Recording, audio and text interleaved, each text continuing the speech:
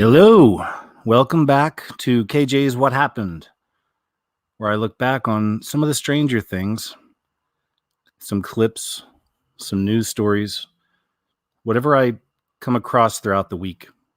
And these are usually all the extra little bits that I don't put in my videos. And boy, do we have a lot of weird stuff this week. Buckle up. There's some good stuff here. Also, I've made up my mind on Kanye West. You know, I don't like to be real reactionary and just make up my mind on something the second I see a news story come out. I have to take some time.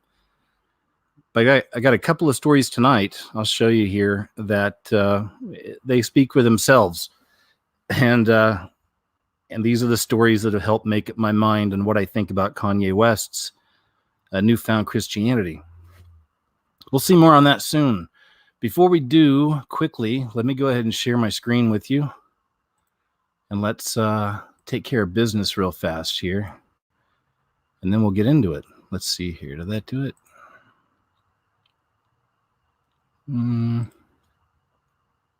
There it is. All right, cool. So quickly, let me take care of my business. Noble Gold, Gold and Silver, is the sponsor of this show tonight. And if you haven't read about the Dutch National Bank, they're holding over $20 billion worth of gold in their vaults, and they just bought more. And on their website, they say it's because gold always retains its value, crisis or no crisis. Will your personal IRA accounts still hold their value in a crisis? Do you have ownership and control of your own retirement savings? If you're not sure, you definitely got to sort that out. So you can check the link below and let them know about the scariest movie ever name. If they ask for the influencer, they call us influencers. And you'll get your free gold and silver guide. And there you go, guys. That's business. Thank you for letting me take care of business. I appreciate the sponsors. I also, of course, appreciate the support through Patreon and PayPal and everything else. So thank you, guys. Well, here's a story, and it looks like it disappeared. Let's see if I can get that back. All right. Well, that was a pretty interesting one. Let me see. Old photo. Greta Grunberg. There was a story that came out this week. Somebody had found an old photo that looked like Greta Grunberg from like 100 years ago. It was one of those, you know, it's like she was a dead ringer. Let me see if it's in here. And then I go to that website and they took the story down. Okay. Anyway, so much for that. Let's move on to the next. Here we go. Anyone should be allowed to identify as black regardless of their skin color. A university union has said that people should be able to choose which skin color they identify with. The Universities and Colleges Union says that regardless of skin tone, people should be able to say if they identify as black. Oh boy. We've already had a few people try to do this. Remember in the past, Rachel Dolezal? And there's also the guy that started Black Lives Matter. Did you hear about him? I forgot his name. But he's a white dude, but he identified as black, and he kind of looked black, so he was able to pass, I guess. But it finally came out that, you know, he's just another white dude. Nothing wrong with that. I got nothing against white people. Generally, they're okay. As long as they drink from their own water fountains, you know, and stay in their place, you know, keep in their lane, I'm okay with white people. The body, which represents 120,000 academics, set out their stance after facing criticism over the labeling of transgender people, saying they support self-identification in a variety of areas. Yeah, this is also more of that as we slide down the rainbow into the pit of darkness. This is more of that stuff. This is how everything's just getting confused and twisted. The union said, our rules commit us to ending all forms of discrimination, bigotry, and stereotyping. UCU has a long history of enabling members to self-identify, whether that is being black, disabled, LBGT, or women.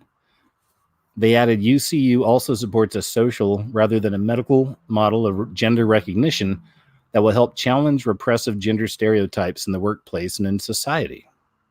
And there's that Rachel Dolezal. But I'm black. In the U.S., Rachel Dolezal self-identified as black, but was embarrassingly exposed as a white woman during a TV interview, leading her to face accusations of racism. She quit as an official at the National Association for the Advancement of Colored People in 2015 after her parents said she was not black. They showed a picture of her with blonde hair and pale white skin. She continued to identify as black, once telling Lorraine that she was trans black. Sacha Baron Cohen's character, Ali G, came in for allegations of racism. He would ask interview subjects, is it because it's black or is it because I is black, despite being white? Okay. Anyway, we got it. We understand. Ali G. I haven't seen him in a long time. It's unfortunate, again, that's why I don't like learning much about, I can't help but learn things about these people in Hollywood, but the more you learn, at least for me, the more I dislike them. It's always been the case. It's always been the case.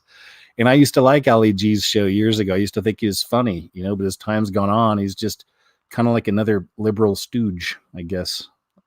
Hollywood liberal stooge. Swedish police. It's the Swedish people again, man. What is it with these Swedish people? Are there any Swedish people listening tonight? What's going on out there? Swedish people respond to shocking rising crime levels by inviting gang leaders for pizza. Yes, really. I'll just start from the top here. Swedish authorities in Malmo, where violent crime and grenade attacks continue to soar, responded by inviting local gang leaders for a friendly chat over some pizza. Yes, really. Explosions in Malmo, which is home to several no-go zone migrant ghettos, are becoming commonplace, with the city suffering 3 blasts in the space of just 24 hours earlier this month.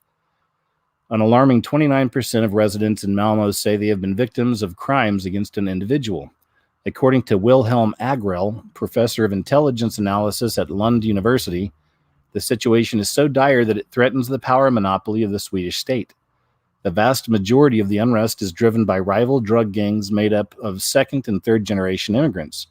Instead of taking bold measures to fight the gangs, Malmo police invited 12 gang leaders, 9 of whom turned up, to have a friendly chat over some pizza. The gang leaders were told that they were more at risk of being injured or killed, a sympathetic message which suggested police cared more about their welfare than that of their victims. Malmo Chief of Police Stefan Santos later said he really appreciated the gang leaders attending the meeting. The whole farce was dubbed Operation Snowflake, with critics asking why the gang leaders weren't arrested. First they abuse and rob us, and then we taxpayers pay for their damn pizza, commented one person. All right. What's going on out there in Sweden? All the news I ever see coming out of Sweden seems to show that they have a very weak will, I guess. Do you hear that police alarm going off? There's a police car driving by. I got their alarm on out there. It was like 70 degrees today, so I got the windows open, the back doors open. Chubbs is out on the back porch right now. But you may hear that police siren going by. Anyway, Sweden. What's going on out there with you people? Video shows Tucson cop tackling 15-year-old with no arms or legs. A secretly filmed video has exposed an Arizona law enforcement officer who tackled a shirtless 15-year-old quadruple amputee and pinned him to the floor of his Tucson group home.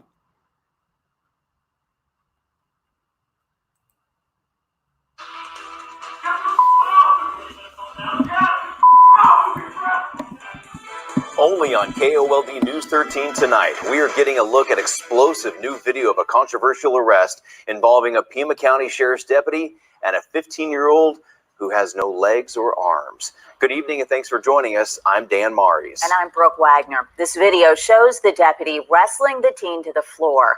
We do want to warn you the video you're about to see could be disturbing to watch. KOLD News 13's Bud Foster joining us live at the Sheriff's office along Vincent Highway with more. Bud. Well, Dan, I showed that video to the Pima County Sheriff's Department just a little while ago. They had not seen the video before, and once they watched it, they did begin an internal investigation. Now, this incident happened a couple of months ago, but that video is just now coming to light. We were able to get our hands on it today, and as you said, it's going to be rather explosive. And then they have an exchange, and he gets in his face. And he curses at him. You consider that egregious? Yes, absolutely. Imagine you're this boy with no limbs who just got tackled by this large man with a badge and gun, and this man is now screaming in your face, and he's now threatening your friend who has the temerity to record this whole incident. Absolutely, that's egregious. The 8-minute video begins with a deputy on top of the 15-year-old boy, wrestling him to the floor with shouting and swearing. Later, it also shows that same deputy arrests the 16-year-old boy who shot most of the video. He's eating the bowl of cereal. He puts the bowl of cereal down. He puts his hand behind his back, and now the deputy's going to slam his head into the wall. And he's completely restrained at this point and is not trying to resist arrest. It doesn't look like he's doing anything. Just for good measure, let's slam his head into the wall. We watched the video with the public defender, Joel Feynman, and with his chief assistant, Megan Page, in their office. I would be horrified if an officer treated my children this way, and these kids are already in the traumatic situation of being in DCS custody, and they're not even in a stable home environment. So I think it's absolutely horrific. We showed the video to the Pima County Sheriff's Department Internal Affairs late this afternoon, which would not allow us to tape that. It was the first time the department had seen the video. It was not aware that it even existed, and as would be expected, they were non-committal. It's difficult to really predict, but obviously there are a number of outcomes that could occur following an internal affairs investigation. Meantime, the public defender's office says it's rare that videos such as this make daylight. Usually they get buried, so when one does see sunshine, it's a rare teaching moment. Men with badges and guns should not be acting this way, and that men and women who do act this way should not have badges and guns. Now, those two teenagers were arrested. They were taken to juvenile jail and booked for disorderly conduct. That case right now is being prosecuted by the Pima County Attorney's Office. Now, I'm going to talk to one of them. Can you imagine, though, really? Just, I mean, that is one of the most humiliating things ever you could imagine for a quadruple, what was it? Amputee? And he's getting thrown around and pinned down by this big cop, like they said, guy, angry guy with a gun, basically. Sad stuff, man. If I was that kid's family, I would be very angry, to say the least. Anyway, teacher says parents don't know what's best. A teacher at Willis High School has attacked parents in response to their complaints of a drag queen spending time with children at their school. Oof. This is happening in lots of schools, not just in America either, guys. It's happening other places too. Isn't it happening out in the UK? I'm sure some of y'all have mentioned something about this, something similar. So yeah, this is, it's just more of, the beast system manifesting, everything being turned upside down. And these teachers here love it. Oh, they love it. Love is love. Love is love, they say. And they're encouraging these people in their sin. That's all it is. They're encouraging these people in their sin. They're holding their hands on the way to the pit. That's the way I see it. I'm not trying to be all fire and brimstone here. But when I see stuff like this and pride associated with this kind of stuff, I see it as, again, people holding these people's hands, walking down the rainbow right into the pit. Loving them the whole way. The government knows what's in your child's best interest better than you do, at least according to a teacher at Willis Independent School District, Anthony Lane, an English teacher at Willis High School, who has vocally defended the school's decision to bring in an adult male entertainer who performs at strip clubs to spend a day with the kids, lashed out on Facebook at parents who have complained. I believe that raising a child is the responsibility of the community, and that parents should not have the final say, said Lane. Let's be honest, some of you don't know what is best for your kids. WISD administration has been enmeshed in controversy ever since Houston drag queen and adult entertainer Lynn Adonis was invited into the school by the cosmetology department. Adonis exchanged social media contact info with several of the children. What could go wrong, right? At a recent school board meeting, Principal Stephanie Hodgkins defended her decision to allow the adult performer to speak to the kids. Lane also spoke up, supporting the decision to allow the male stripper to spend time with the children. These are the people who are teaching your children. Some of them, not all of them. There's some good teachers out there, but for some reason it really draws in the super lefty ladies. That's been my experience. I even have a friend that's a school teacher. I knew her all since high school, and she's a super lefty lady. We're not super good friends either, by the way.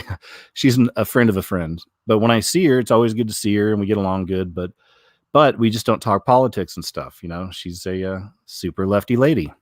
And there's a lot of them become school teachers. That's what I've noticed, at least. Anyway, there you have it. Loving it. Loving him. Holding his hand down the rainbow, right into the pit. Male sex robots to replace men as women leave loveless relationships to fulfill desires. Oh boy. Boys, we might be in some trouble here. The sex doll market has taken off in recent years. Men have gone wild, they say. This article says men have gone wild. What's the Daily Star? Men have gone wild for intimate AI robots, foot fetish models, and X-rated video game characters. And as demand has grown, inventors have shifted their attention to figures that are far more female-friendly. Oh boy, we're in trouble, fellas. Business owners at sexdolls.com told Daily Star Online that realistic male sex dolls have surged in popularity. Women, gay men, and couples have been snapping up the lifelike toys in a bid to satisfy their fantasies. And here's one of them right here. Something looks a little bit off. I'm not sure what it is.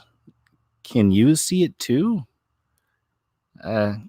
Quite feminine, I'd say, for a male sex doll. Ooh, yeah, I guess it's supposed to be male. Here's another one. Looks like Zac Efron. Probably is. No, it's not. It's probably a better actor than Zac Efron. Here's another one. Eek. I don't know. Yeah. There you go, boys. We're in trouble.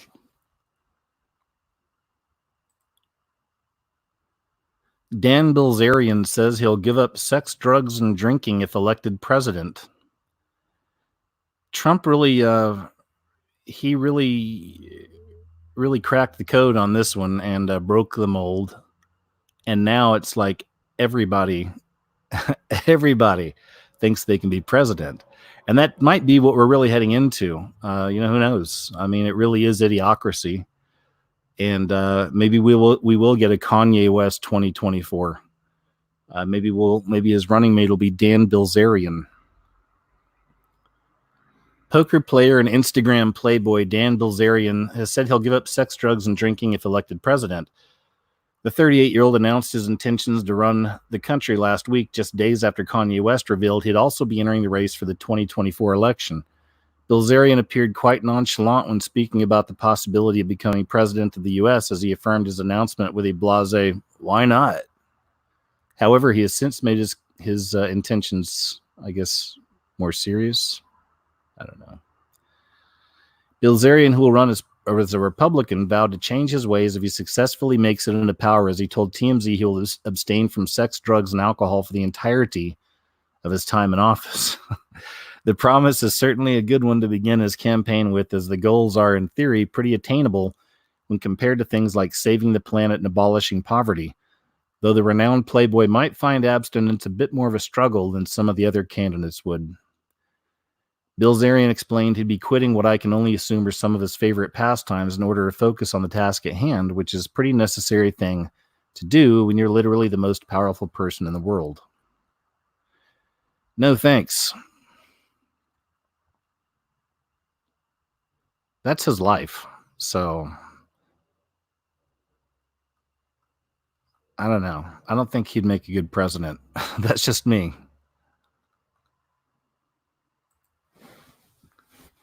Tickets to Kanye West's Sunday service at Joel Osteen's church being scalped for hundreds of dollars. This isn't exactly the story that convinced me my new opinion now, of my solid opinion on Kanye West's newfound Christianity, but it doesn't help. Tickets to Kanye West's Sunday service at Joel Osteen's church being scalped for hundreds of dollars. Free tickets to rapper Kanye West's Jesus is King Sunday service concert at Joel Osteen's Lakewood Church in Houston, Texas are being scalped online for hundreds of dollars ahead of the touted event expected to draw huge crowds in what is to be the biggest installment of the event yet. And this has already happened. This is from a few days ago. Selling for Kanye West, Joel Osteen Sunday service tickets at Lakewood Church, $300 each, or $1,000 for all, one account listed said. Wow. For a free event. More of this unicorn stuff. It's another trend I see a lot of. I'm going to talk a little bit about some of it in my newest video. It should be up in the next few days, but some unicorn type programming I've picked up on recently. Some new stuff. It's like a Clark Kent hair swoosh. Here's what we know about the extra tail on narwhal. The unicorn, quote, unicorn puppy's head. Okay. Unicorns out there, though. I'll tell you that unicorn programming's been real heavy this last few years. Turns out the tail on narwhal, the unicorn puppy's head, is basically just there so we can all fawn over it. If you haven't yet had the privilege of seeing the photos or videos of narwhal making their way around the web, then allow us to introduce you to the now internet famous pup.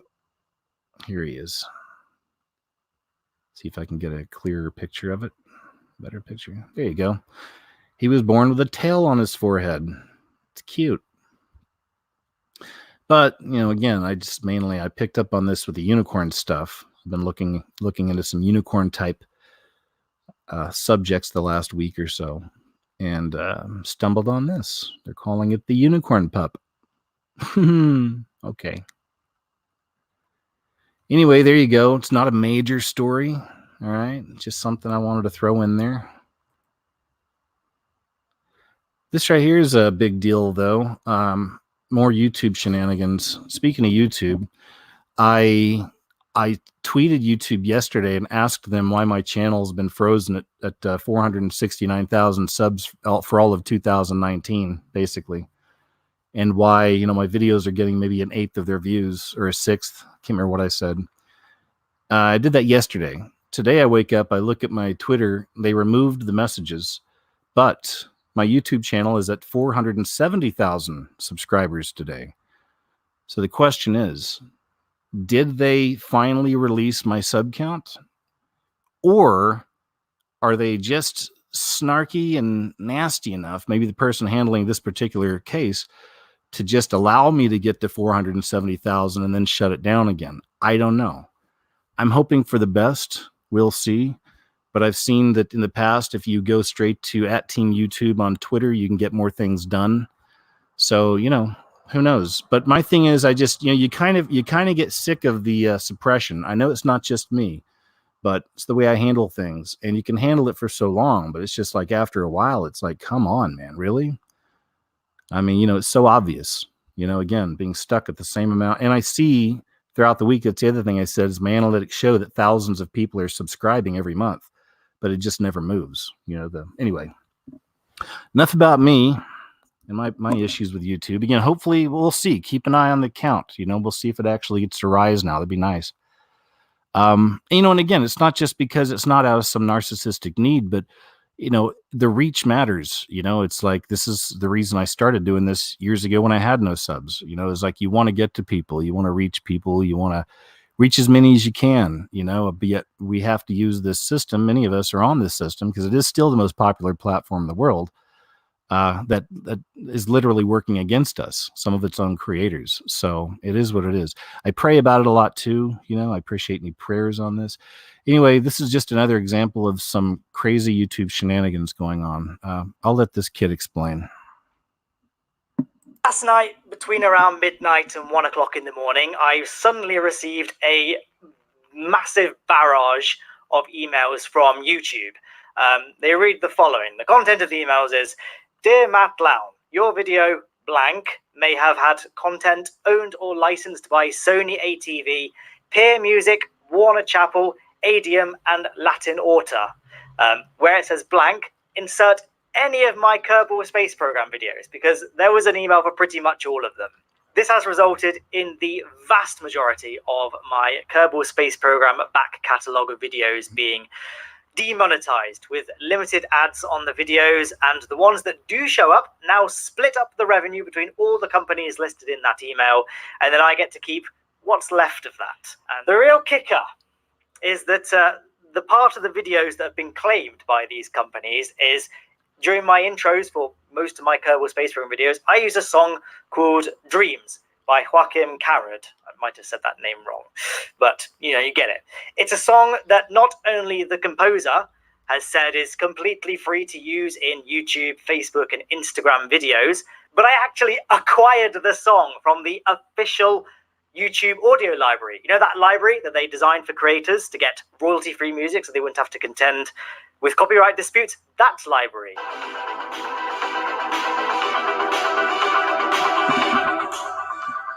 Anyway, that was mainly what I wanted to show you. That's pretty jacked up. So, YouTube has a music library that's supposed to be copyright free, and they even want you to use it. I use my own music, but sometimes I have to take things out of a video after I've uploaded it, and they'll offer you their own library of music, and they always have this copyright free section here. So it's really messed up, man. Yeah, sure, we got your back. Here's just some copyright free music. And then, a couple of years later, or however long it was, they decide to go ahead and claim that song that's on like your whole basically your whole library. This kid's library, a lot of his videos, if not most, got tagged in this. So that's kind of a shame. It's really gross, if you ask me. Trees have a heartbeat. Scientists discover. This is an older story, but I just thought it was kind of cool. The world that we live on is home to a wide range of different kinds of life. Whether we're looking at humans, dogs, cats, all types of fish, or even the microscopic bacteria that we cannot see, it would appear that there is a nearly infinite number of different living species for us to examine and explore. Amongst all the different types of life, there are plants. This includes everything from moss to dandelions to the tallest trees in Redwood National Park. Trees are a fascinating species on Earth. Unlike other creatures, trees can live for thousands and thousands of years. The oldest tree on record lived for over 5,000 years. Unbelievable. It was still 3,000 years old when Rome was at its greatest point. It's amazing to think about, and it's absolutely crazy how long trees can live. They are amongst the oldest living creatures on the entire planet. We know that trees are alive because they use energy to create their own energy. Even though they lack the organs that creatures like mammals have, trees still have their own set of unique organs. Have you ever wondered if it is possible for a tree to have a heartbeat? A tree may not have a heart, but the concept of it having its own beat and rhythm is not as far-fetched as you may think. According to a new study, trees have a special type of beat in their bodies similar to that of a heartbeat. The study was headed by a bunch of people in Denmark and Hungary. They used advanced monitoring techniques known as terrestrial laser scanning to survey the movement of 22 different types of trees. The investigation on trees revealed that while trees sleep at night, they routinely have beats pulsate throughout their body. These pulses are the tree distributing water throughout its body, similar to the way a heart pumps blood through the body. This could change the way that we study and look at trees, as it had long been assumed that trees distribute water via osmosis. What an incredible find. The heartbeats occur very slowly in between one another, with some of them taking hours to repeat. The phenomenon is slow and gentle that it cannot be seen with the naked human eye. Anyway, that's about it, but I thought that was pretty cool. Trees have a heartbeat. Oh, this is, I thought this is kind of a funny one. A bit of a doom break. There's really not any audio on this. So we get what's happening here, but wait till the end.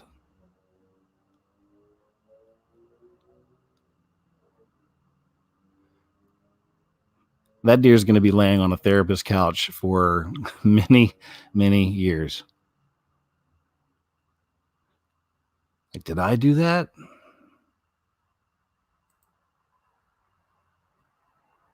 Oof. Okay. Did I do that?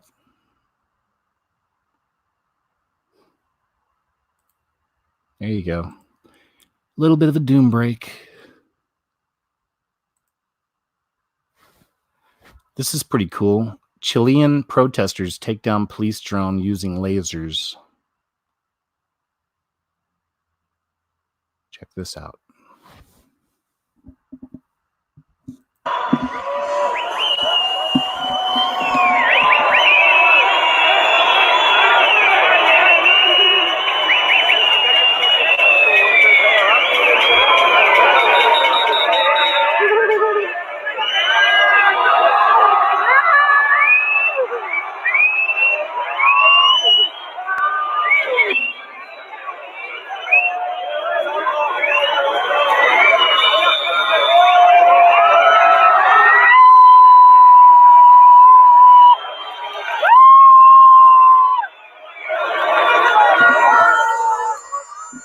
It's pretty cool, huh?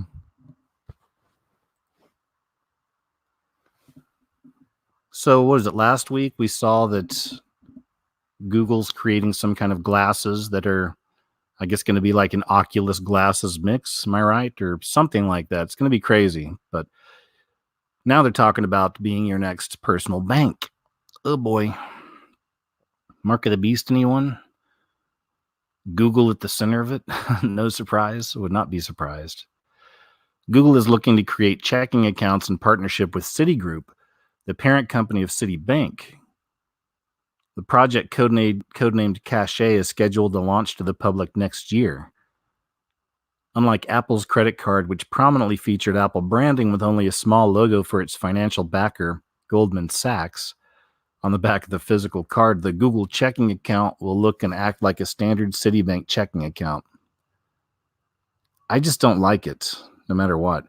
And it's funny, it's with Citibank, because I'm with Citibank. I've had Citibank since I lived in Los Angeles. I still have the same bank that I got when I moved out to LA and lived out there for years. Same one. And it's Citibank.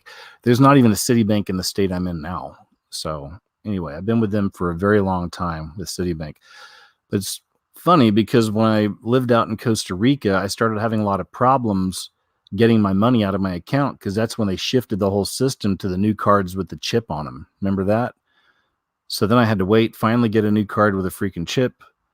And then that's when they started doing the thing. This is about 4 years ago when they started doing the thing where instead of just swiping, you insert your card. You know, it's kind of a new thing. That just started like the last 3-4 years. You know, you used to just swipe. Now you take the card and you have to stick it in, right? Like in the bottom, you got to insert it. Anyway, all of that's been changing, and I just thought it was interesting. It was with Citibank that was having all these problems because they were trying to push this new chip technology. And, you know, not to be a cynic, but, you know, we all know where this leads, you know, I believe, you know, eventually, especially with the signs that are out there now. So perhaps that's it. Perhaps Google and Citibank is a perfect little couple for this beast system technology type thing, you know, end up connecting, of course, with your money. You know, you won't be able to buy, sell, or trade. We'll see. It's a pretty crazy sighting right here. More of them little demons. Those little red dots dancing in the sky, yeah, manifesting. Check this out. Mamá. Cristina, Cristina. Y vienen varios bajando. Oh, la cagó. Mamá, ven, mira, ven. Mira, aumentó uno más, mira. Sí, venía, pero bajaron. Mira, mire, bueno, de veras. Mira, ven. Apúrese, venga. Mira, cielo. Oh, mira cómo bajan. Mira cómo bajan. Meteorito. Oh, la cagó. Se perdieron otra vez.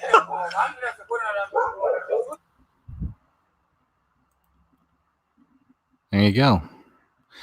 I've got a video coming soon, another paranormal type with a lot of really crazy footage, and that'll be coming up soon. I've been collecting things. I don't show you guys everything. You know, a lot of stuff I hold and I'm putting into videos. And so I've got another video. Should be ready within the next few days. So this is pretty weird. Clinton whistleblower. Feds probe Adam Schiff dressed like Egyptian at bizarre sacrifice parties at Ed Buck's meth mansion. Embattled Democratic Congressman Adam Schiff was dressed in ancient Egyptian-themed garb at 2 wild costume parties at Ed Buck's meth and sex mansion, according to a Clinton whistleblower and insider. And the FBI is probing Schiff, who is now the target of a federal investigation focused on the congressman's more than frequent trips to Ed Buck's mansion. Ed Buck just got arrested. It's political stuff. I don't really cover a lot of that, but he got arrested a few weeks ago. And as they're saying, he was a big financial donor to the Democrat Party, but they found out that he'd been running these, gay meth type parties in his mansion for many years, and I guess was abusive or something as well. Buck's a high-profile millionaire Democrat benefactor who has contributed and bundled large amounts of cash to Democrats, including Schiff, Hillary Clinton, Barack Obama, Kamala Harris, and the list goes on. Buck was arrested last month after a nearly dead man escaped from Buck's home after Buck allegedly plied him with meth. Larry Nichols is the consummate DC insider and operator. In fact, Bill Clinton in his biography described Nichols as a dangerous man. Clinton would know because Nichols spearheaded many of Clinton's political black bag ops in Arkansas and Washington, D.C. for the Clinton cartel and beyond before he turned whistleblower. All right. Interesting, if that's true, especially with the Egyptian stuff. We think of course, secret societies again. Freemasons are really big about the Egyptian symbolism. Especially bizarre sacrifice parties. Okay, sure. Yeah. Not too surprised, unfortunately, though. Four feminist lies that are making women miserable. I think I may have covered this last week. Yeah, I think I did.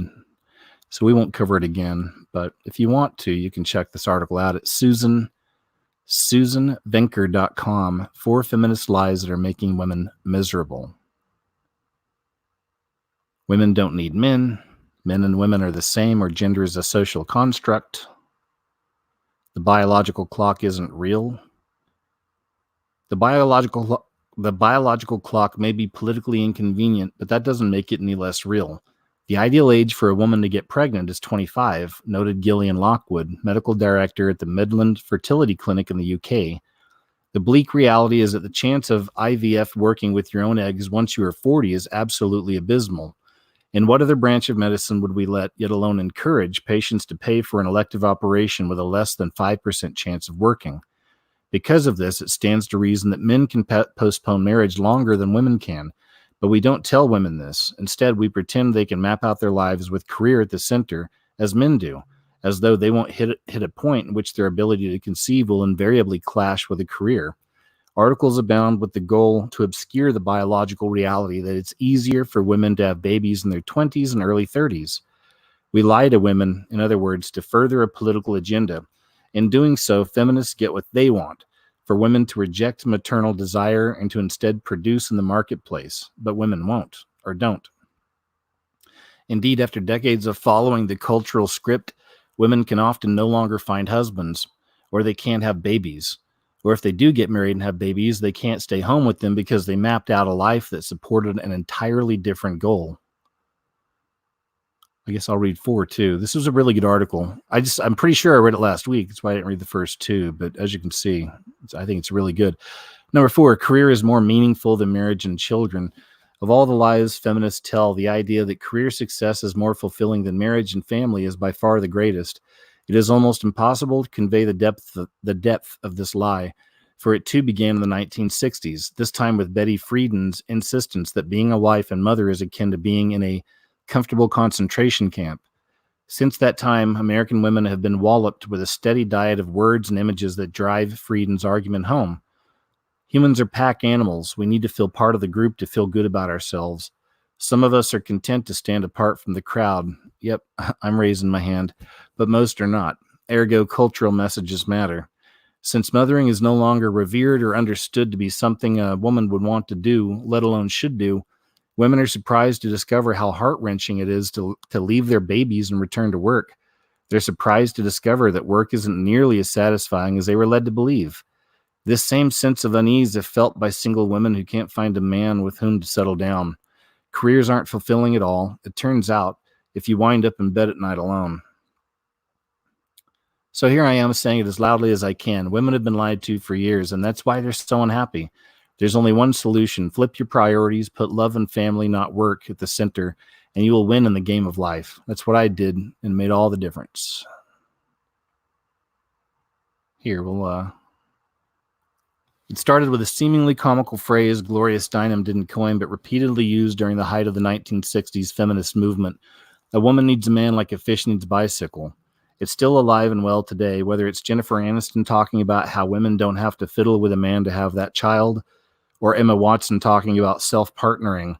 Over time, as women began to make their own money and take advantage of the newfound birth control pill, they came to believe that women don't need men. They were wrong. Biologically, women are wired to depend on men, regardless of how much life has changed. Most women still want to be mothers, and when they do, they become vulnerable. Even today, women know instinctively that they will ultimately need a man if they want to have a family, and if they want the option of being home at all, if only for a period of time. Indeed, research shows that what matters most to women, even to those who are economically independent, is knowing that they have a man on whom they can rely. It's the feeling of being safe and in good hands, yes, even financially, that matters the most. That is what's known as hypergamy. I guess I said that right. And it is alive and well in 2019. The precise moment in history when the relationship between the sexes took a nosedive is when women began to have sex like a man, casually, with no strings attached, under the guise that women are no different from men and are thus just as capable of having casual sex. Consider this ridiculous Bustle article asserting, based on a dubious study, that men and women are now equally likely to pursue a hookup if approached the right way. From college campuses to our nation's boardrooms, many women today have learned to pursue sex the way men often do. No commitment necessary, and they're getting burned. If there's anything that proves this in spades, it's the so-called campus rape crisis and the excesses of Me Too. For if it were true that women are just like men, quote unquote, in their ability to disentangle sex and emotion, why would campus flings and office dalliances become a cause for the courts rather than a welcome ride? It's not just our sexuality that confirms that disparate natures of women and men. Parenting proves it in spades. Once a baby arrives, a woman's nurturing gene almost always kicks in.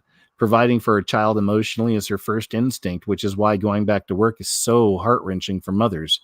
A father's reaction is different. His first instinct is to support the family financially. It's not his sole contribution, but it's first on his list. Simply put, that men and women may both be capable of performing identical tasks doesn't mean they want to do them with equal fervor. Desire matters. And that's all four of them. We did it a little bit different, but we got it all out in the end. Susan Venker, SusanVenker.com. 4 feminist lies that are making women miserable. Check it out. Share it with your friends. Tell your friends.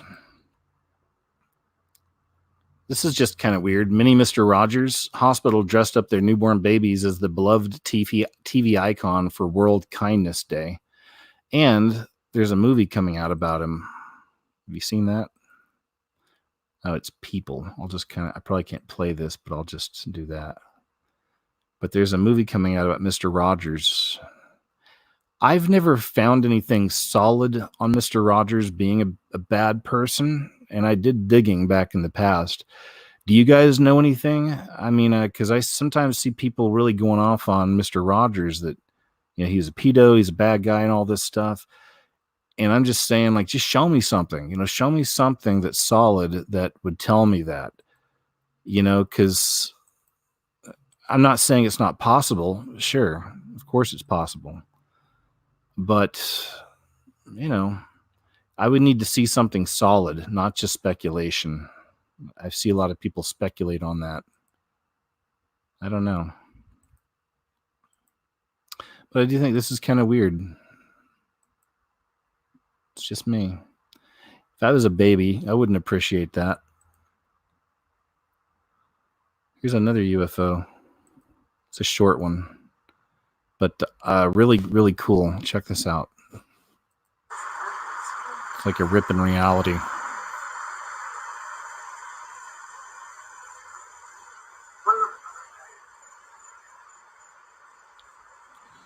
Or is it something heavenly? Is it the demons putting on a show again? Is it a hologram?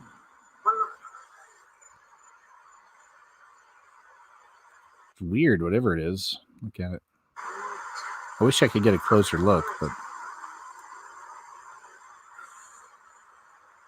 weird, huh?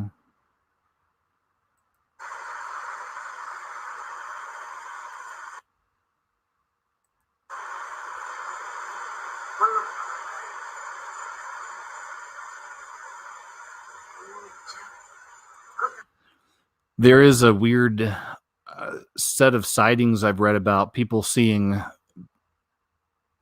buildings in the sky, houses in the sky, structures in the sky, not even just that China stuff, you know, because that's happened in China like 3 or 4 times now, right? There have been different sightings of these mirages they have out there, they say. But no, there's people who have seen things up in the sky that look like crystal castles, crystal buildings. You know, they look heavenly. I've read about that. And structures in the sky. You know, people have talked about that in the past. I told you guys about, you know, I've had a few weird experiences in my life. I haven't had tons, but I've had a few.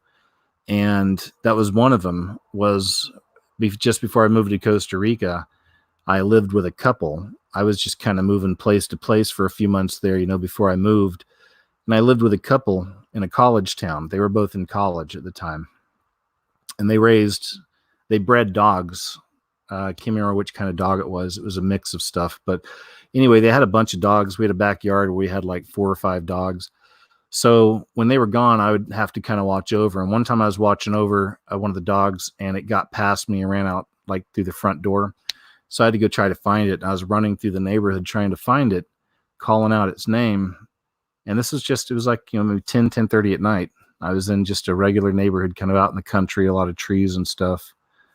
And then I noticed a really bright light coming through a big tree, like across the street. And I thought it was just the moon. I was like, wow, the moon's really bright tonight. So I looked at it and I was like, that's not the moon. It looked about the size of a garage door, and it was a light. It was like, looked about the size of a garage door, and it was just a white light. And then when I looked up and saw it, I literally saw the bottom of it go up. Like the light was like there was a door closing I couldn't see or something. It went zzz. No kidding. For real, guys. This is, again, I don't tell you because I don't have a lot of these experiences, but some of y'all remember I've talked about some of these things throughout the years, and this is one of them. And it looked like a door closed or something. Like the light just went away, just all the way up until it was just gone. So then I was so excited. I wanted to see more. So I tried to get around the tree, and there was nothing there. And then I ran back to the house, still looking for the dog and yelling, not as concerned at the time. I knew eventually she'd come back or I'd get her, but ran back to the backyard at the place and was looking back in the same direction. I was even praying like, God, can I please see that again? I just want to make sure I understand what that was, whatever that was. But anyway, that never got to see it again, but that was my experience. So anyway, so it's probably another reason why I'm so open to the possibilities of these kinds of things, why I'm always getting into this kind of a video, you know, because I know there's something, right? Something strange is afoot. Oh, this was, okay, he's filming. I almost did a big video on this a while back. This is one of those I put to the side a long time ago, but for years, people have been recording orb UFOs coming out of the pyramid light at the Luxor. That's one of the spots. And I'm pretty sure this is the same spot because that's what he's filming. He's explaining it. He's out here right now and they're talking about it. Let me see if I can get some here. Dude, this is the same shit that I was seeing. It's not birds. They look different. I've seen the birds too, but look at this. Okay, that shit that flies in the fucking sky. This is, babe, this is the same shit. Watch that airplane. What's that going to do? Is it going to get caught in the orbit? Well, our airplane doesn't. Look how they move around. Look how they move around. They're attracted to this light. I know. And no one is paying attention to this. We're the only people paying attention to this on the entire strip. Oh my God. What is going on up there? Oh my God. Oh my God.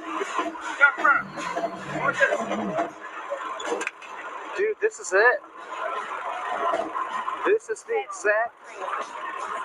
Hold on, no, whoa, hold on. Don't worry about what time it is.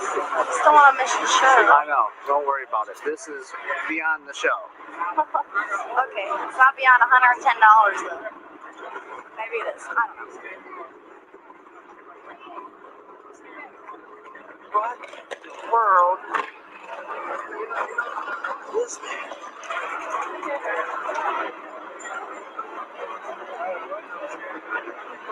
Oh, see, look there.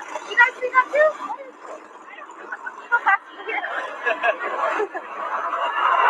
That's the shit I see on YouTube all the time.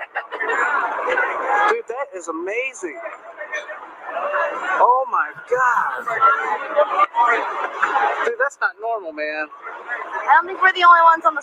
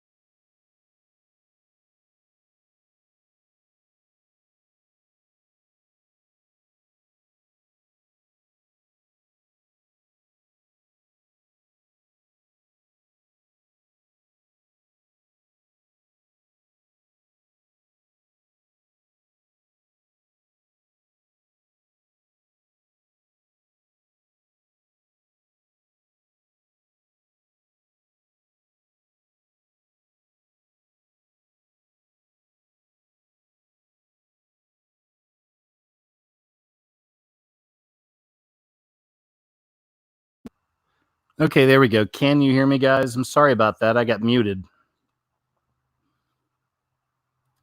I'm checking the chat out right now. Okay, cool. Good. Thanks, guys. I'm glad you can hear me. I'm sorry. I don't know how that happened, man. It just dropped out. So I just unplugged my microphone and put it back in, and it looks like everything's cool. I'm not sure how much we missed. I'm going to look in the chat. How many minutes was it mute? So I'll know how far to go back.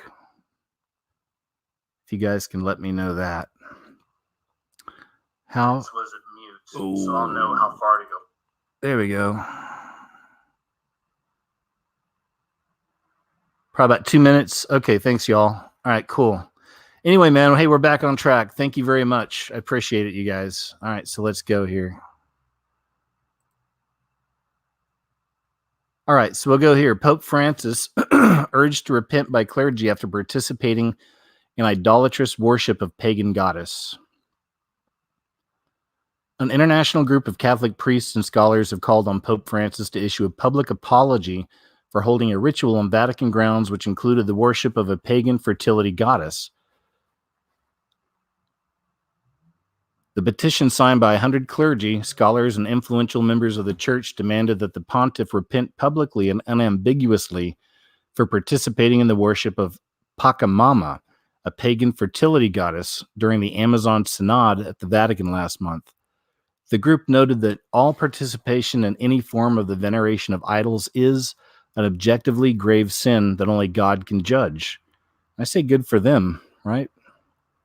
A video of an October 4th ceremony held in the Vatican gardens shows Francis blessing a statue of the naked, pregnant goddess before receiving it as a gift from Amazonian clergy.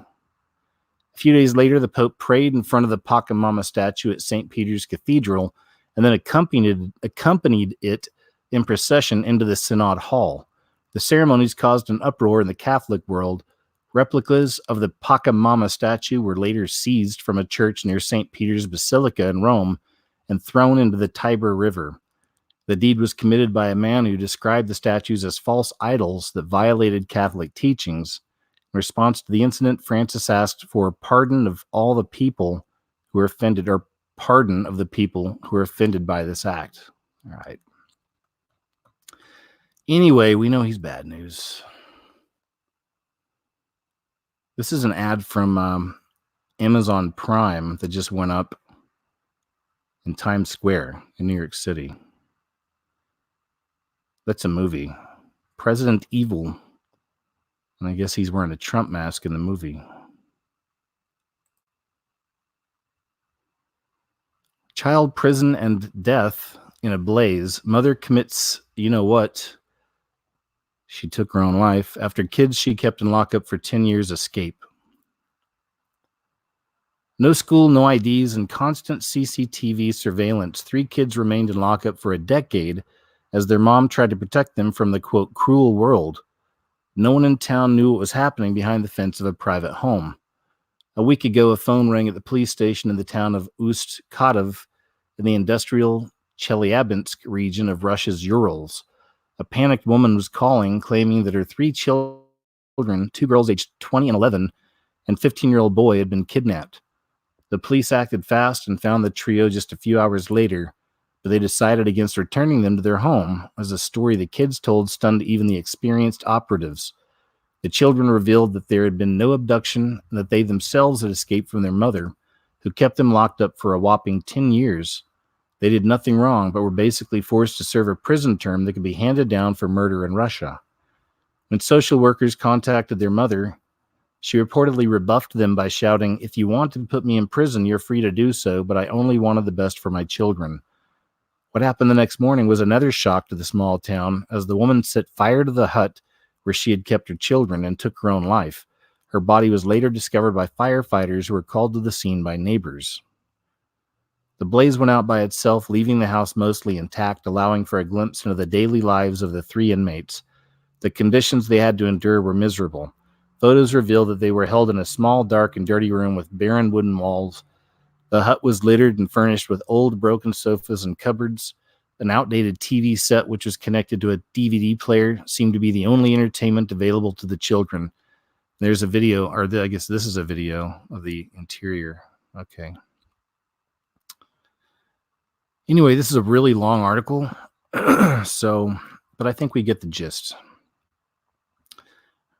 You're not really supposed to judge someone by the way they look, but she does look a little crazy. I'm just saying. Did you hear about what's happening in Venice? Venice hit by record third exceptional tide in 1 week. Emergency in the city, and the mayor predicted hundreds of millions of euros in damage. Flooding has sparked new conversations about this. I may just want to look at the footage. It's supposed to be an underwater barrier system to protect the city, but the corruption has slowed the project. After billions of euros in cost overruns and 16 years of construction, it's still not completed. This morning, we begin with it. Here's a crazy clip. Bit of a doom break. Definitely watch till the end.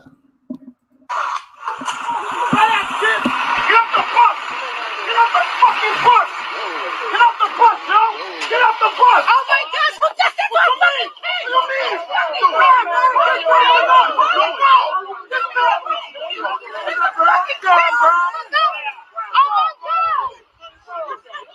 You crazy, yo. You okay? That's not a kid. That's not a kid.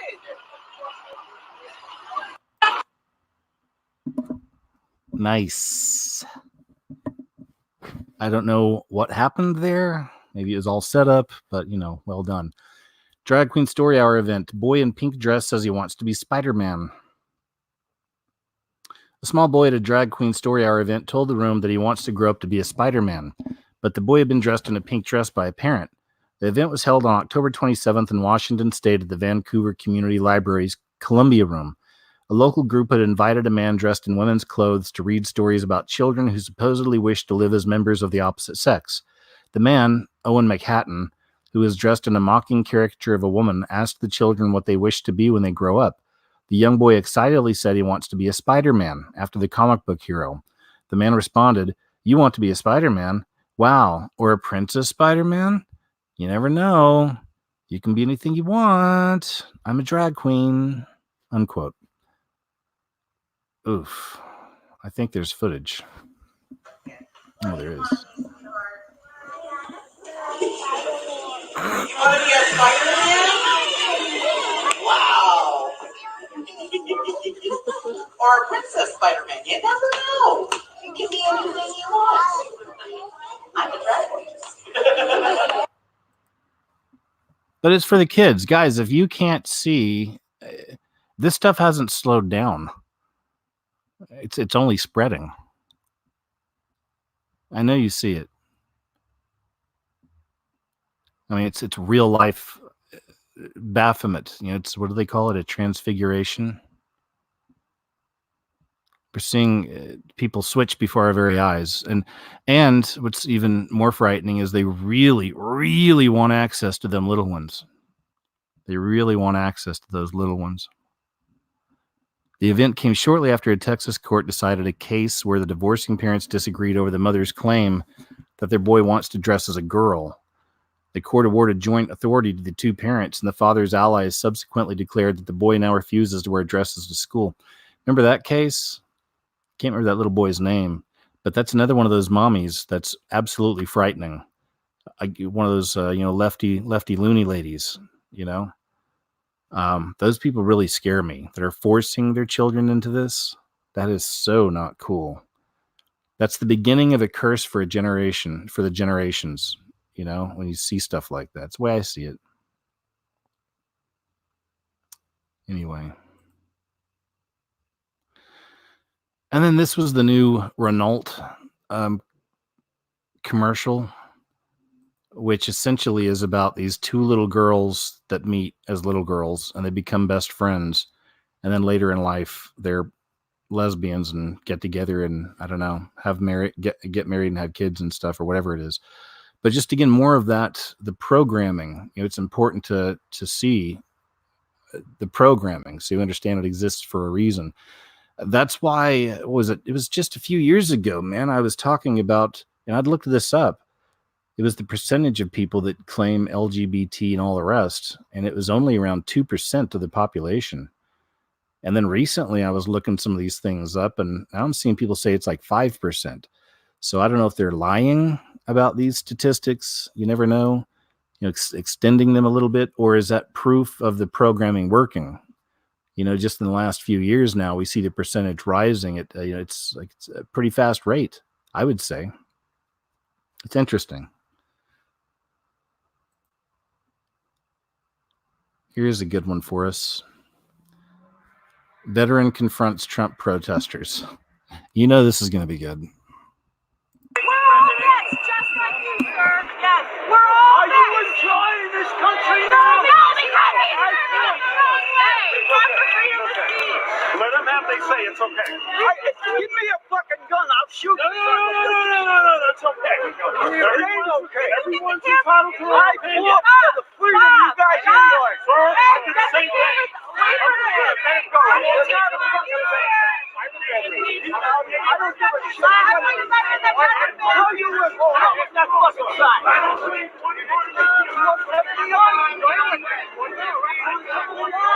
Here's to the best, not my Trump. Here's to the best, not my Trump. Here's to the best, not my Trump. Here's to the best, not my Trump. Here's to the best, not my Trump. Anybody can hold a sign up against our president is what it says. Get ready for it. And I'm not afraid of any one of them. If I had a gun here now, I'd wipe them all out. You have to use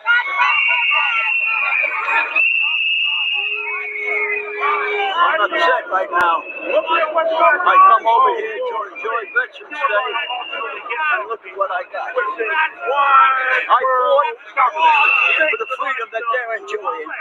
I was in the Pacific with MacArthur against the Japanese, and I was also with the surrender of Japan. And I am mad. I'm not afraid of any one of you mothers.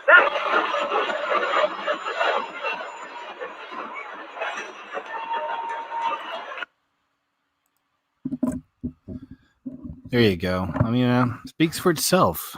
I think speaks for itself. That really falls on deaf ears, the idea that these men fought for our freedom, because the military, at least what the military has been used for, has changed so much over the last 30 years or so. But these old timers, they were really in it, and they really were fighting for our freedom. World War II. And most people don't get that, I think.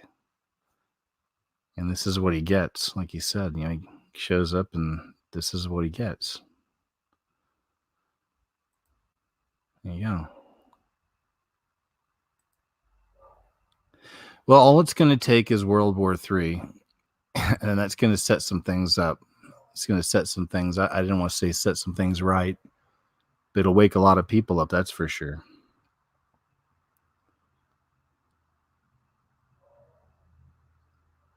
This is classic. When this story first came out, I wasn't sure if it was some kind of a joke or something, but this has actually gone mainstream here. I even saw this in our local news, and this is from the Washington Examiner, which is an established, well-known kind of mainstream newspaper. Eric Swalwell appears to break wind live on the air. And it just speaks for itself. But again, I'm telling you though, this has been shared a lot. A lot of people are talking about it, and make up your own mind. But he's even had to address it. Like, I think he actually addressed it today. But just here, hi Chubbs, what's up? You say hi? No? Okay. Here you go. And I don't know much about this guy. He's some kind of a Democrat something. And I know he's a big Trump hater, doesn't like Trump. So that's about all I know about this guy.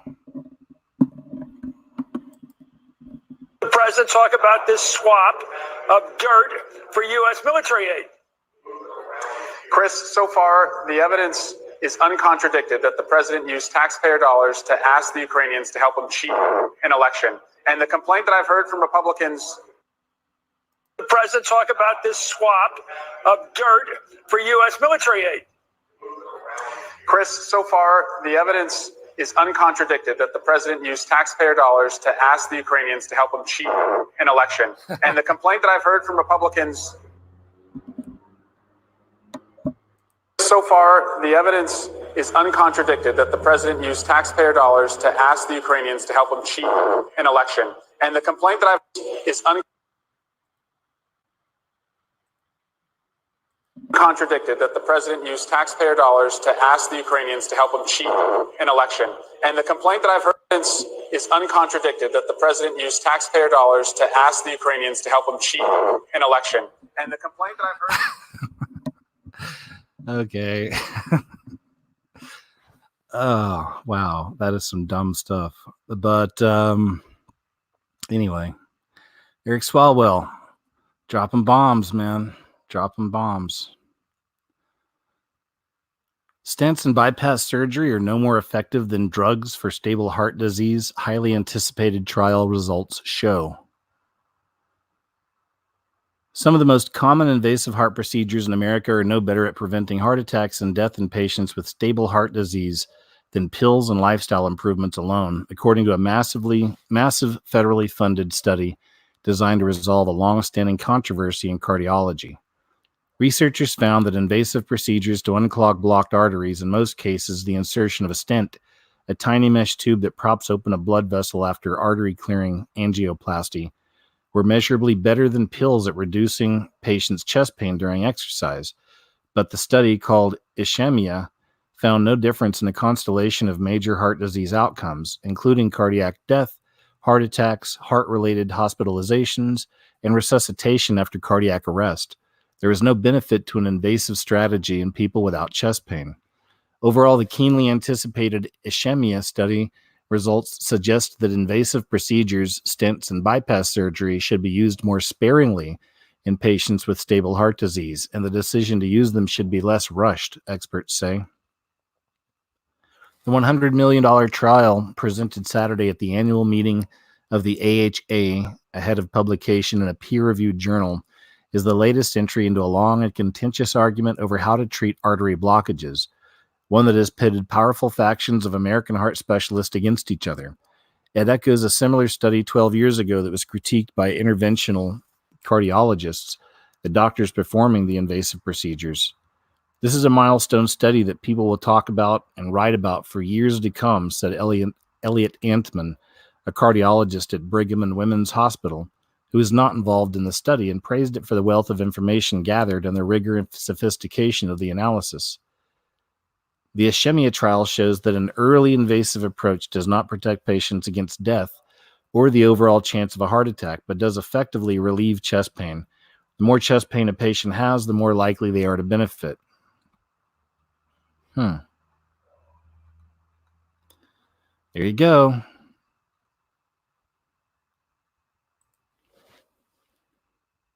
This is crazy here. Bridezilla cancels her wedding because her fiancé refused to ditch his 5'3" best man after she complained he was too short and would ruin photos with his crooked teeth. Ugh. Someone's marrying this? A bride-to-be is called off her wedding after her fiancé refused to ditch his best man because he was too short and had a unibrow and crooked teeth. The anonymous bride said the best man is only 5'3" and would look ridiculous escorting her beautiful sister down the aisle.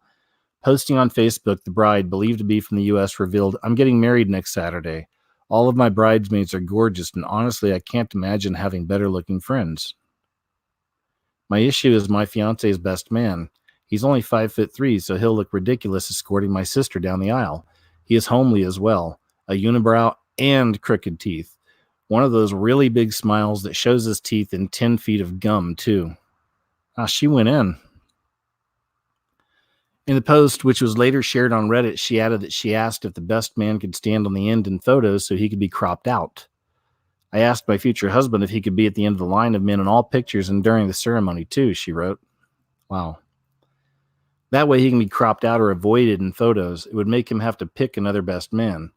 He won't do it because his friend spent $10,000 on his bachelor party weekend. I don't particularly care, and if he decides that his gift depends on his placement in the wedding party, I don't think he's a good friend anyway. Wow, this girl is cruel. She continued, she was so upset she decided to cancel the wedding. I'm crying and so upset that my fiance said he wouldn't move him. I'm so insanely upset and told him I'm calling off the wedding. I just need some support from fellow women who know how stressful it is to pull off a beautiful and aesthetically pleasing wedding day. Jezebel spirit, anyone?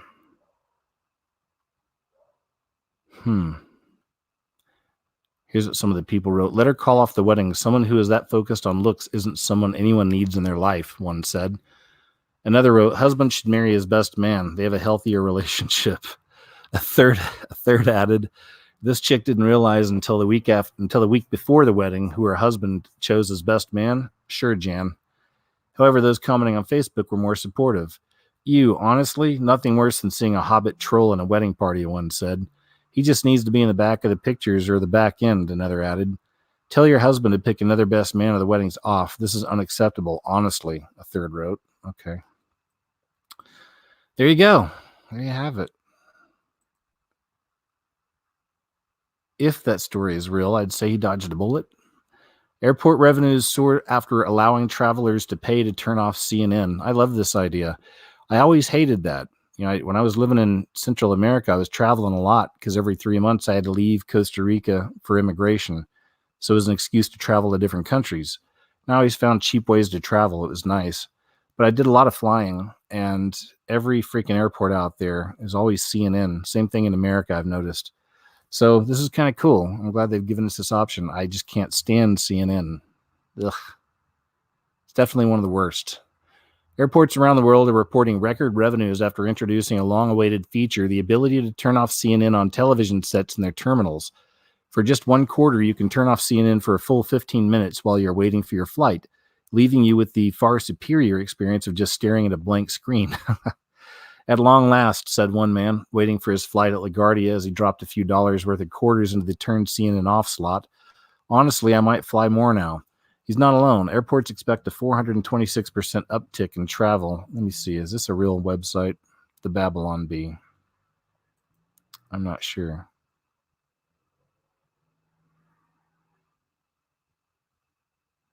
This might be a joke site. So, yeah. I'm pretty sure this is a joke site. Babylon Bee. Never heard of it before, but I guess I should know. The Babylon Bee, right? The Babylon Bee. Aggressive hand-raised deer goes on attack spree in Colorado, gores 56-year-old man and chases child. This is Newsweek. An aggressive deer linked to multiple violent encounters with humans was shot dead in Colorado this week after goring a 56-year-old man and chasing a child.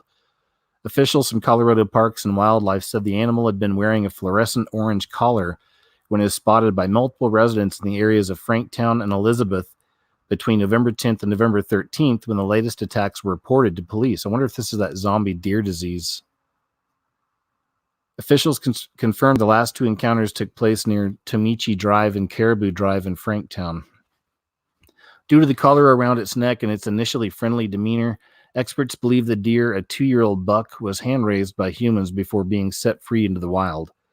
Prior to Wednesday, there were no reports about a collared deer roaming in the area. That evening, a 56-year-old man identified as Jordan Wynn had to receive hospital treatment after being gored on his arms and legs by the angry young deer. He told CPW officers he and his wife saw the animal at around 4:50 p.m. on the other side of a fence on their property. The wife said the deer had touched its nose on her finger before coming through, knocking her back and pinning her into the barbed wire enclosure. Whoa.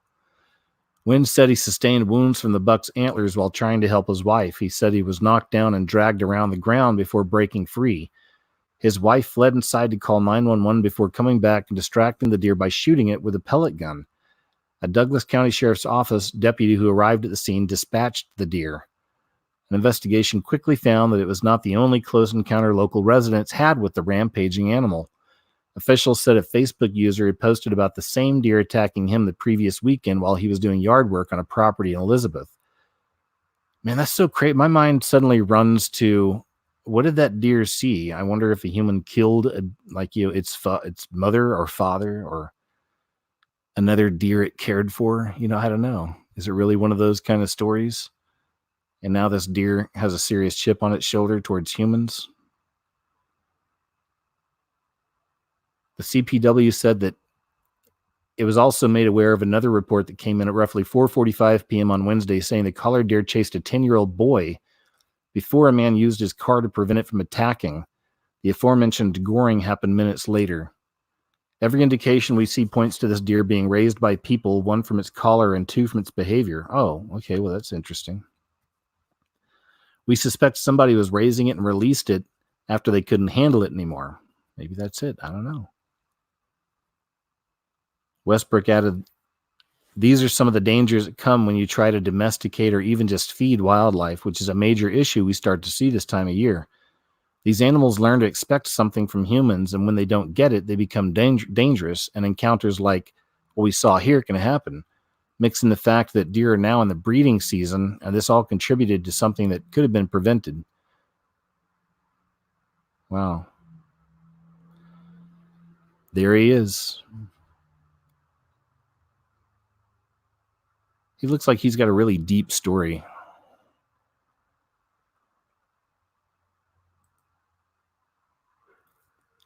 This is bad news. Pro-life investigators found guilty in lawsuit after filming Planned Parenthood execs discussing cells of fetal body parts. These guys exposed something huge, and now they're in big trouble.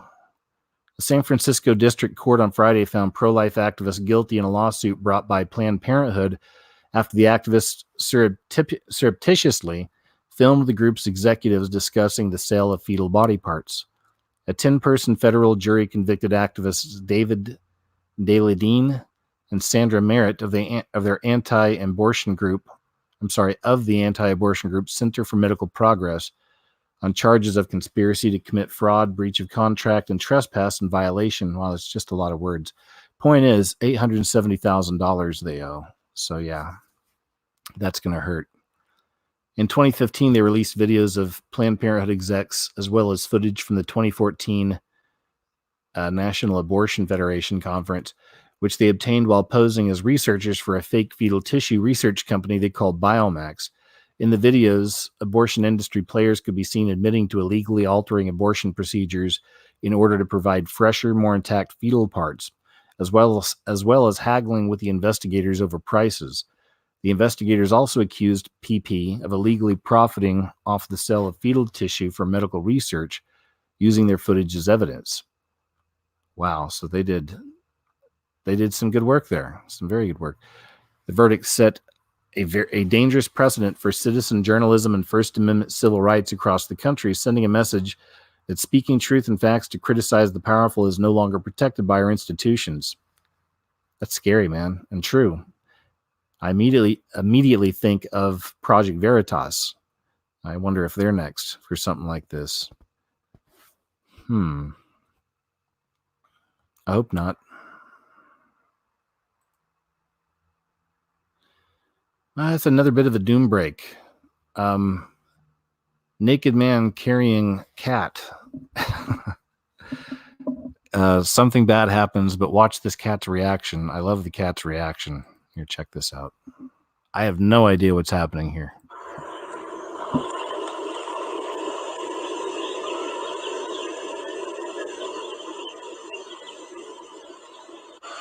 I want you. Yeah. Shoot me. Shoot me.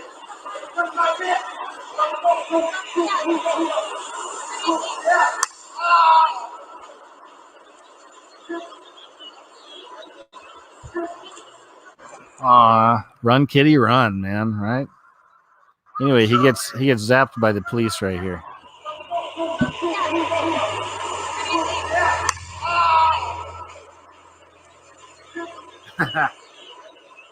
Love it. Cat is like, I am out. I want nothing to do with this. But that cat's got some stories. Jerusalem Third Temple fulfills Bible prophecy of the end times. Fears of the apocalypse were stoked by calls for the construction of a third Jewish holy temple in Jerusalem, which according to some will herald the imminent end of the world. Biblical conspiracy theories allege the construction of a biblical conspiracy theories. You got to love how they start that off. Allege the construction of a third holy temple in Jerusalem will herald the end of the world.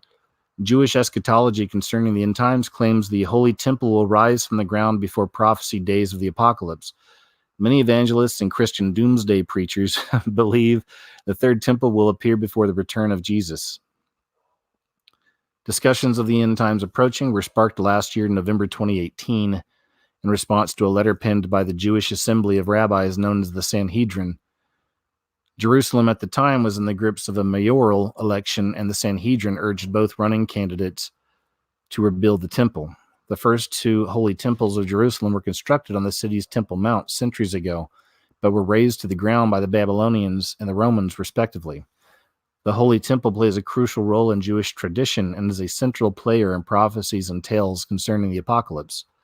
Christian pastor and... All right. Anyway, there we go. I guess it's some Paul Begley stuff they're talking about there, but... Well, we'll see. We shall see. We shall see. What do you think about that? The temple talk and all that. Is that more of a metaphor for something else? I know what I think. Or is it an actual temple?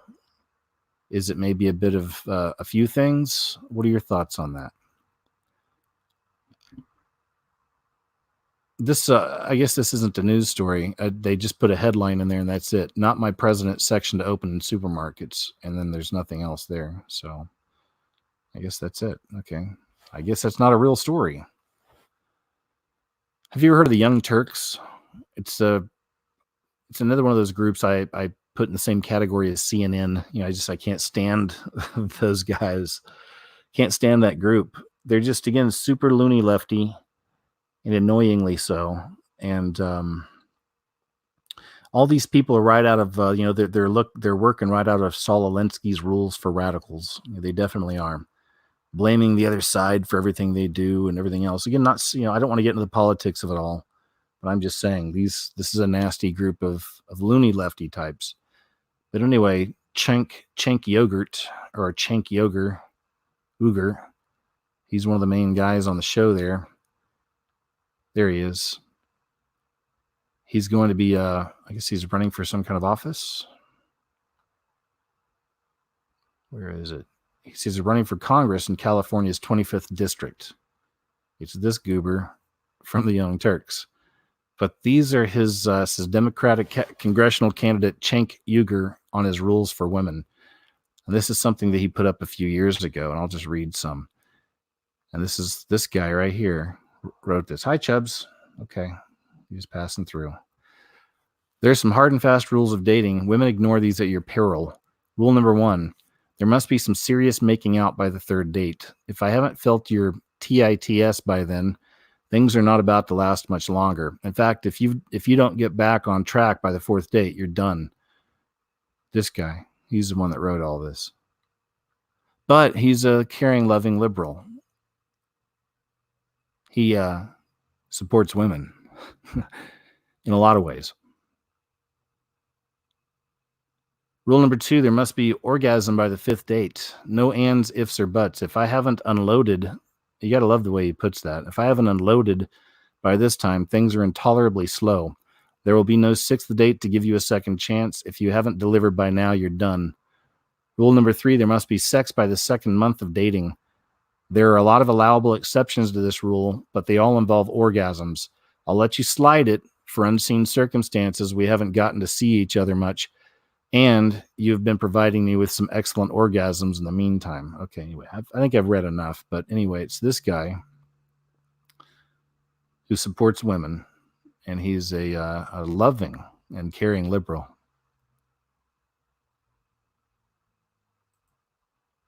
Chick-fil-A is ending donations criticized by LGBTQ activists after years of backlash. I actually rarely do this, but I sent my local Chick-fil-A an angry message, anonymous, of course, but on their online. was like, shame on you. I can't believe this. Shame on you. The Christians had your support all these years. You know, that's who've helped you keep your doors open through all the controversies. But now you're bending a knee. You know, that's not what we need in this time right now. We need warriors, right? On Monday, Chick-fil-A announced it was making a major change to perhaps the most controversial part of the company, its charitable giving arm. In a press release, the company said it would deepen its giving to a smaller number of organizations working exclusively in the areas of education, homelessness, and hunger. A Chick-fil-A representative confirmed that the company would no longer donate to the Fellowship of Christian Athletes and the Salvation Army, two organizations that have criticized the LGBTQ advocates, or been criticized, by LGBTQ advocates. We made multi-year commitments to both organizations, and we fulfilled both those obligations in 2018. Moving forward, you will see that the Chick-fil-A Foundation will support the three specific initiatives of homelessness, hunger, and education, the rep said. Chick-fil-A had previously worked with the groups to fund specific programs such as summer camps that work directly with underprivileged children. They said that for 2020, it has committed $9 million each to those three initiatives. And okay, there's just all going to be corporate type talk. So there you go. You know, what do you think? Are people being too hard on Chick-fil-A? Did that explanation make sense to you? Or do you think they should have, stayed with it? Made a statement, right? Stood up. Did you guys hear about this stuff? I don't know how true any of this stuff is, so I'm just letting you know, because the only sources I found on this story were Mike Adams at Natural News, who I like Natural News, but also Alex Jones, and that's the only places I've seen people theorizing on this. But anyway, President Trump makes an unscheduled stop at military hospital to undergo battery of tests for possible deliberate poisoning of food with time-delayed chemical agent. Food tester gravely ill, White House connected source. Again, here, I'll just read some of this. The president's unscheduled stop at the Walter Reed Military Hospital on Saturday involved a battery of tests to determine whether and then all that stuff. A connected source says a White House connected source who shared details with Alex Jones on InfoWars. I don't know, man. Anyway, down here it says medical staff at Walter Reed did not get a staff-wide notice about a presidential visit to the medical center in Bethesda, Maryland, ahead of Trump's arrival, according to that source, and that's Fox 59. Typically, Walter Reed's medical staff would get a general notice about a VIP visit to the medical center ahead of a presidential visit, notifying them of certain closures at the facility. That did not happen this time, indicating the visit was a non-routine visit and scheduled last minute. I guess that's all Fox 59. Okay. Here's where I'm not sure. It says this action was initiated by the sudden onset of symptoms experienced by the president's food tester, who was reported stricken with such severe symptoms that urgent medical tests were conducted on that person while the president was diverted to Walter Reed for a priority medical examination involving a battery of chemical tests. The president's motorcade drove to the medical center unannounced, with reporters under direction not to report his movement until they arrived Saturday at Walter Reed, reports Fox 59. A separate source familiar with the situation described Trump's visit as abnormal, but added that Trump, 73, appeared to be in good health.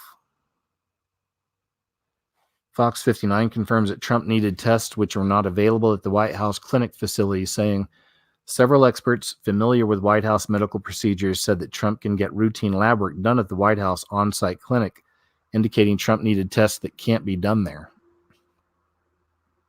What do you think? Do you think there might be something to this? Do you think there actually are there a bunch of assassination attempts that, of course, we're not hearing much about, if anything? This all just kind of gobbledygook?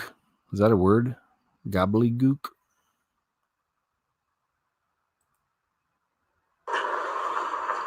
This is pretty frightening, honestly. Check this out, and it speaks for itself. Let this lady tell you a story. This goes out to everyone, but I would say specifically the ladies out there. Check this out. Good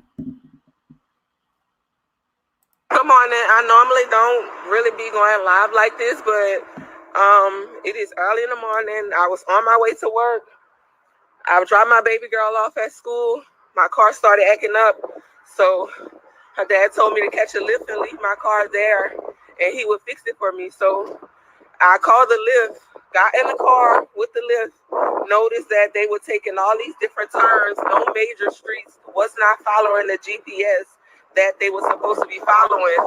So I asked the guy, I said, why are you making all these turns? You know, this is not the way to my job.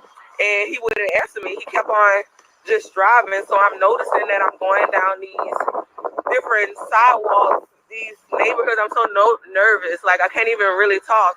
So I'm asking the guy, like, why are you turning here? This is not the way to my job.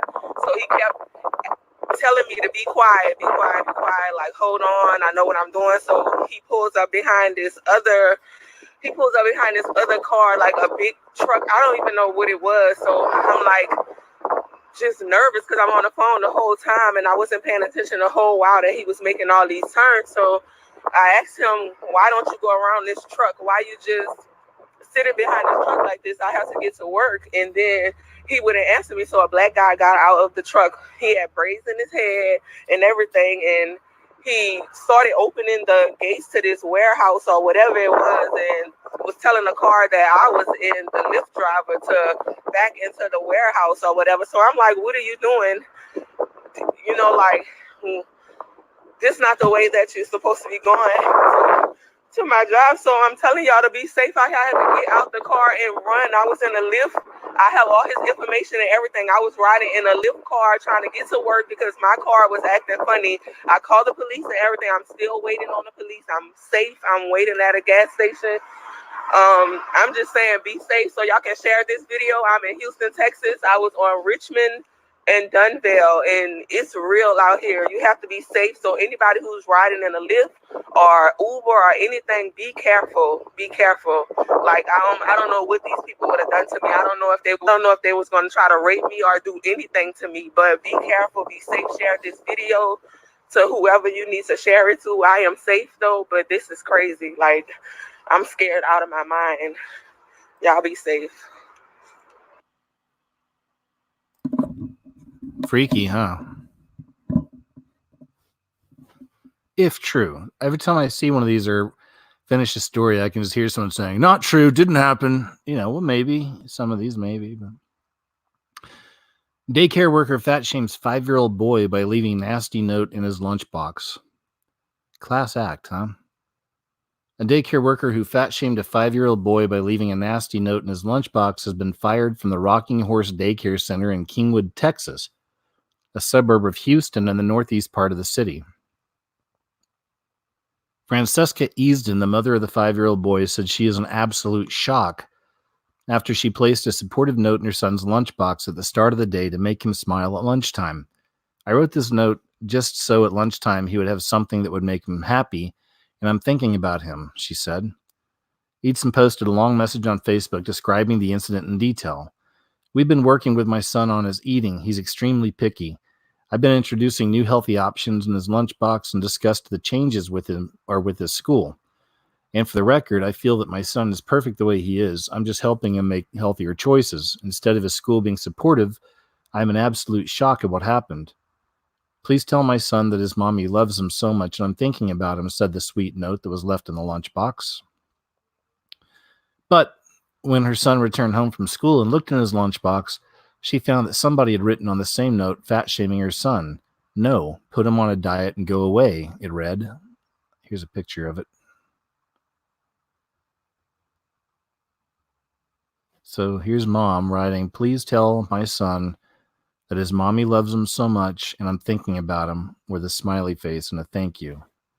And then somebody who's paid to watch over children writes back, no, put him on a diet and go away. Wow. Edson said she was in shock. It took a minute to register what I even saw, and I just kept rereading it, and I just stood there for a minute. Up until that point, she said that she had never had a problem with Rocking Horse until the incident. Easton immediately called the daycare center and ended up meeting with the director last week. When I asked them, what are you planning to do about this? I let them know right then that the only resolution is that that person that wrote the note should be terminated. According to her, the teacher that was involved in the incident confessed and was fired by Rocking Horse Daycare. The boy's mother said she is disgusted that I put my trust in these people to care for my child, and this is what I get in return. She has some advice to parents after she and her family experienced this horrible incident. She says, monitor your daycares closely and stay away from this facility. They do not deserve the privilege of teaching our children. Yeah, that's pretty hardcore.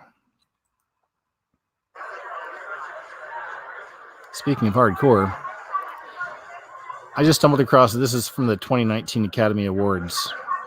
And it's just a shame. It's just shameful to me when I see it. But this is what this is what the beast system wants all men to be, ultimately. It's a spirit. It's that same, we see it in the rise of the Jezebel spirit, even. Mother Goddess, all this stuff.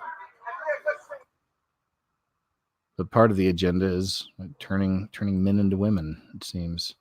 Hey, this is pretty wild right here. I think I've got two. Yeah, okay. This is pretty crazy. This is a new thing I've stumbled on. People have been recording these strange howls and screams out in the woods. And there's a couple of them that seem really, really good and legit here. I haven't seen any others except for these, but I thought these were pretty cool. This is from October 23rd of 2019. Scary screams heard in Canadian forest. People say Bigfoot, it says. But anyway, check this out.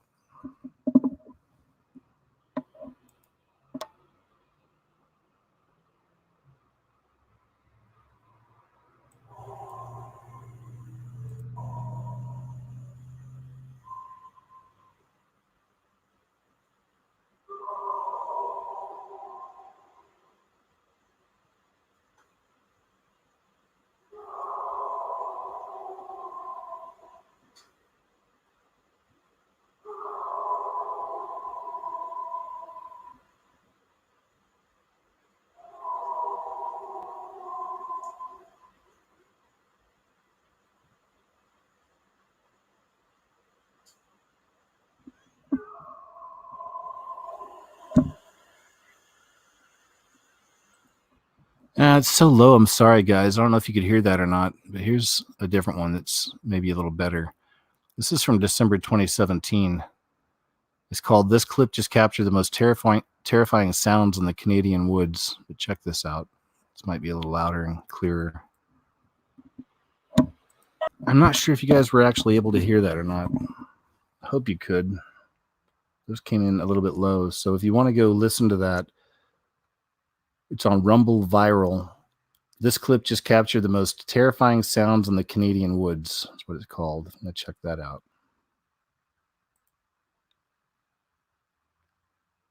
And then here's just people misbehaving at a, let's see if this will play wide. Parents misbehaving at a youth game here. It's a TikTok, so I guess I can't make it widescreen.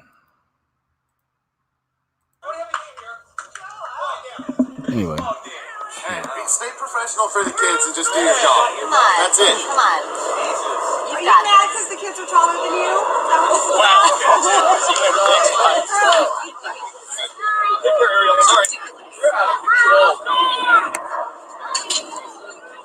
Ridiculous. I parked for 5 minutes before I drove anywhere. Terrible. That's going to be terrible. Oh my God. Sure. Enough. I'm not hearing another word in the game. And be No, fair. wait a second. Did you hear me? Yeah, I heard you. Okay, you want to have a game here? Quiet down. It's a baseball game. Hey, stay professional for the kids and just do your job. Come on. That's it. Come on. Are you mad because the kids are taller than you? Yeah, I don't know if you could hear that. Probably, but I think it was the "Are you mad because the kids are taller than you" comment that pretty much set him off. Let's see what this is. Oh, protesters in Hong Kong are disappearing. New footage shows them being loaded onto a train. So this is kind of crazy. Let's see here. I'll make this a little bigger.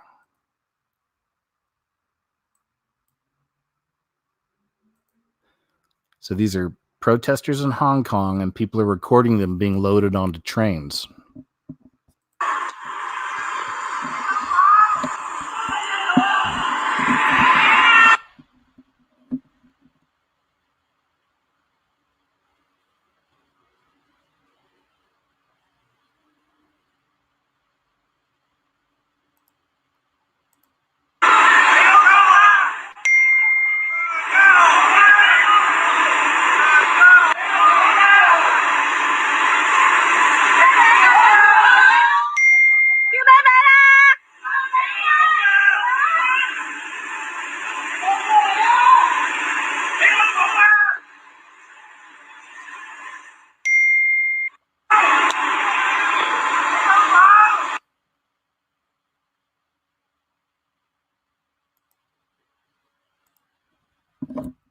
Anyway, that was it. It was a short clip.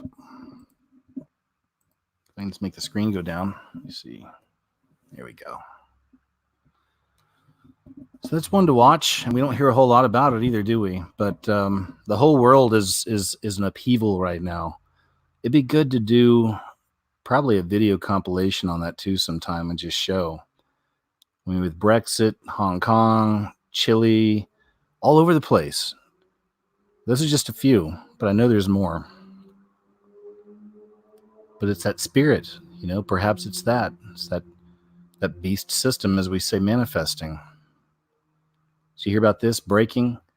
2 of Jeffrey Epstein's prison guards arrested. The 2 prison guards who were responsible for keeping watch over accused sex trafficker Epstein on the night he committed suicide inside his New York City jail cell have been arrested.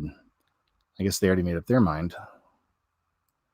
The 2 unnamed guards are charged with falsifying prison records, according to the New York Times.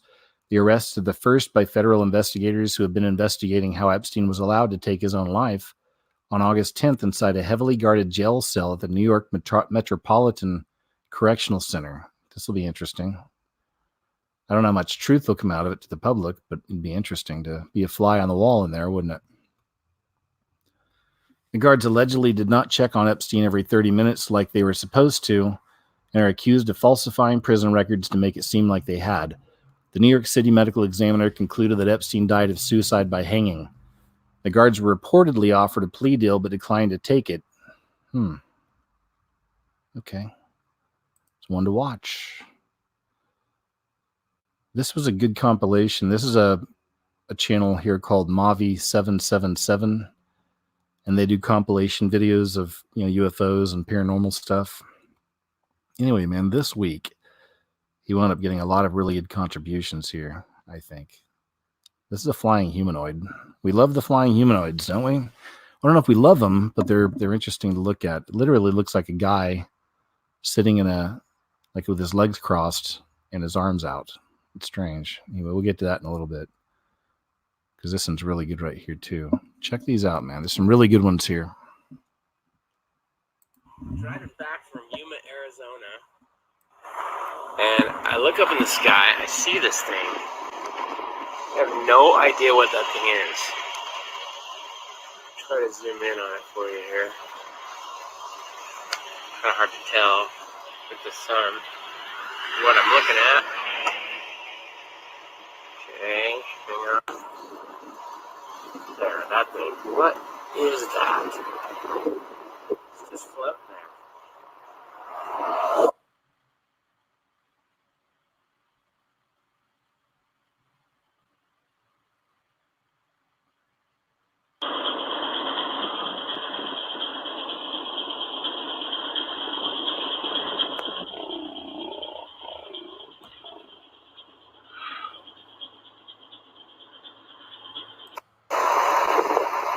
What the crap is that?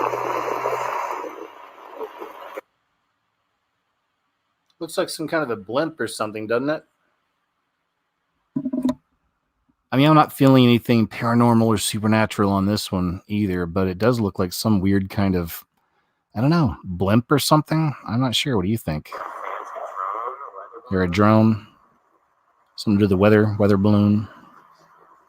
Anyway, and there's this. This one's really crazy. This November 17th, 2019 in Brazil. Look at this thing floating up in the sky.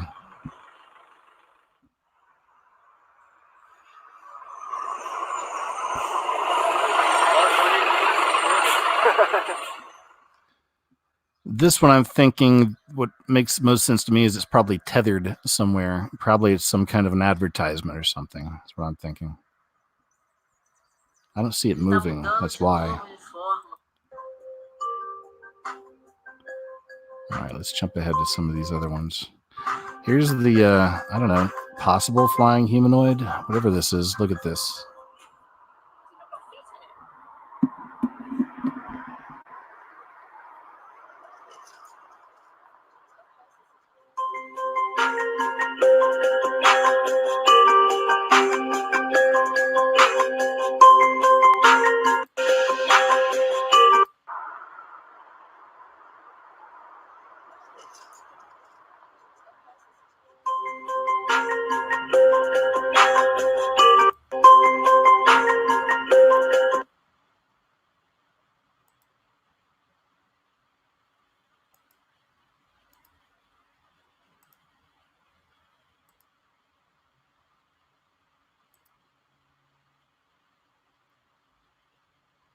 What do you guys think that could be?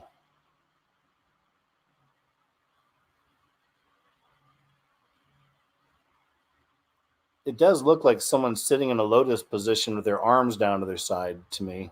I can see that. The lady at the beginning of the video, you could hear her say, "Does that have feet?" So I don't know. Anyway, it's on super slow-mo right here. I'll get it back to normal.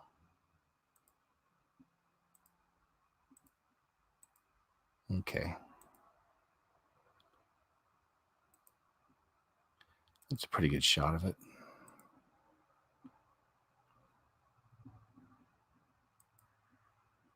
This really looks like something like an all dark person or something like sitting. But then that looks like, I don't know, some black mass of something all tangled up. I don't know. It's so weird. But this is the kind of stuff a lot of people report and have reported for many years as so-called flying humanoids, which is always interesting to see. I think that was all the best there. Some pretty good ones there from Mavi777.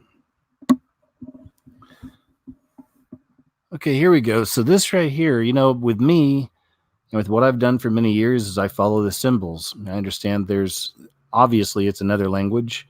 It's been around for a very long time. And that famous quote from Confucius, you know, the world is not ruled by rules nor laws, but by signs and symbols. Very true. So we follow the symbols and we follow them to this right here. Kanye West in his Sunday service show perform with Illuminati all-seeing eye of Horus stage set at Lakewood Church to sold-out crowd. And then that's really, once I saw that, that's what I needed to see. You know, again, I need to take time with all these stories because I know eventually the symbols will show up. You know, the story will start fleshing out more and things will be revealed. And that's exactly what happened with this Kanye West story here. Because now we see this. There's no denying it. Some people may still try to fight it, but I don't like it. It's not a good sign to me. It's not a good sign. I'll be watching closely. There's another Kanye West story after this, though. Let's see right here. Kanye announces Nebuchadnezzar, an opera on the biblical king. And if you remember, Nebuchadnezzar was a type of Antichrist. Do you remember that? Jesus has moved on from being, who eventually repented and turned to God. Nebuchadnezzar did. But before that, definitely a type of Antichrist, an Antichrist spirit for sure.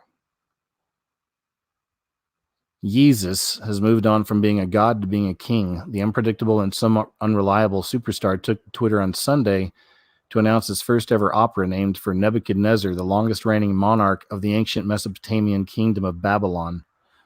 And it's appropriate, again, considering the kind of things we look into here, and at least the way that Some of us see this world as the beast system manifesting. It's appropriate. He's going to be doing a play called Nebuchadnezzar about the kingdom of Babylon. So I'll be watching this one closely. We all will. It'll be interesting to see what happens here. But these aren't good signs to me for me really trusting him. Hey, look, they've got that story right here. They didn't have this one on the other site. 120-year-old photo sparks Greta Thunberg conspiracy theories. But there it is. Look at this. There might be a closer look here. Oof. There she is. It's crazy, huh? Like a dead ringer.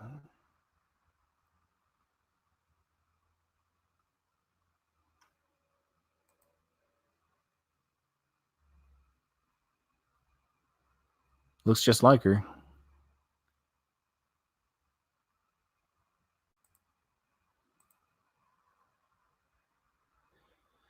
Not much to this, just throwing it out there. It's again the rise of the witches. We see that a lot of the talk of the witches, a lot of TV shows about witches, and now we have surf witches find their place on male-dominated waves at Gold Coast beaches because it's about the rise of the woman, the end of patriarchy ultimately, isn't it? But anyway, more of that stuff there.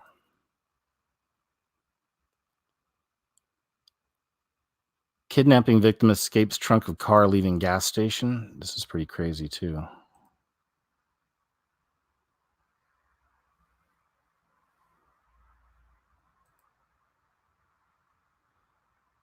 I'll just jump ahead. This guy goes in. He's in the store. Goes back out to the car.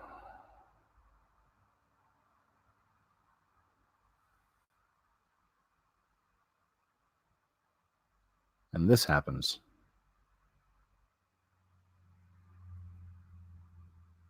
That was on a store camera, it seems.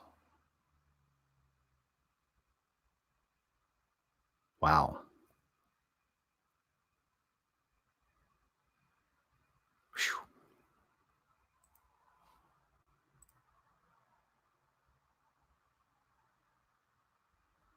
Here's another one that's pretty crazy. Ring doorbell camera captures horrifying screams. It says of woman being kidnapped. Let's see here. Possible.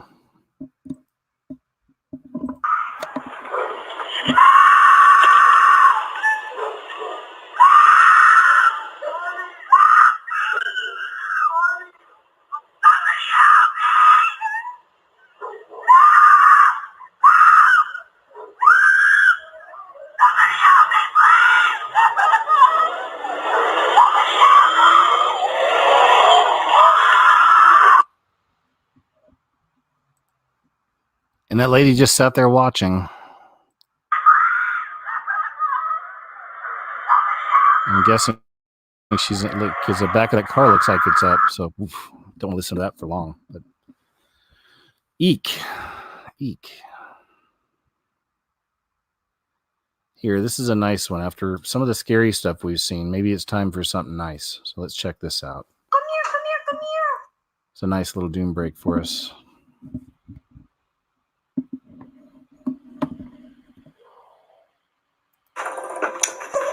Come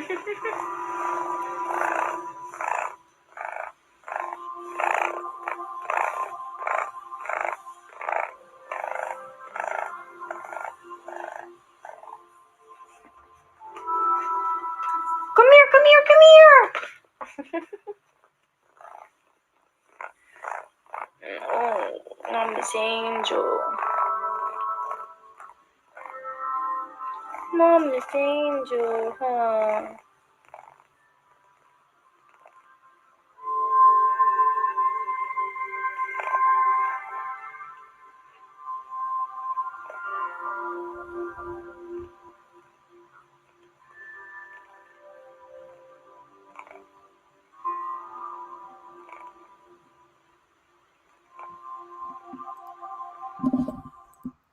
All I can say about that is I want one. Don't you want one of those now?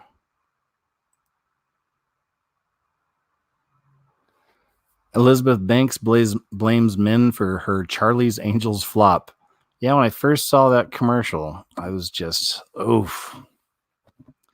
At least the ones they did way back in the day were pretty entertaining. I remember. I mean, the bad guy was what's his name, man? He was McFly. Gosh, I forget the guy's name. Some of you guys know who I'm talking about. The actor who played Marty McFly's dad in the Back to the Future movies, whatever his name is. But he was the bad guy in that original Charlie's Angels, and he did great. He's a good actor. Again, I forget his name, but he's always kind of creepy, kind of weird, plays those kind of parts really well. Happy International Men's Day, y'all. Sorry to ruin the party, but we should all be feeling very bad that we didn't spend our hard-earned money on the reboot of Charlie's Angels.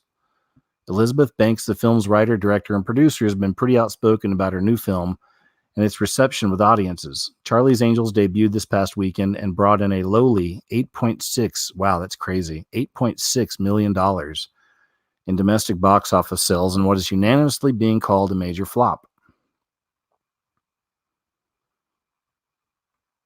The film's budget was $50 million, and with total international sales coming in around the $20 million mark, someone has to take the blame, and it won't be Elizabeth Banks. No, sir. Banks, when talking about her film, said this to The Sun in regards to the tastes of men who she saw as hurting the movie's numbers. Look, people have to buy tickets to this movie too. This movie has to make money. If this movie doesn't make money, it reinforces the stereotype in Hollywood that men don't go see women do action movies. And then these people responded with, meanwhile, and they're showing, like Lucy was really big, Wonder Woman was huge, Captain Marvel was huge. So people will pay to see these things. Anyway, that's it. Just more feminist propaganda. She even says it in here later.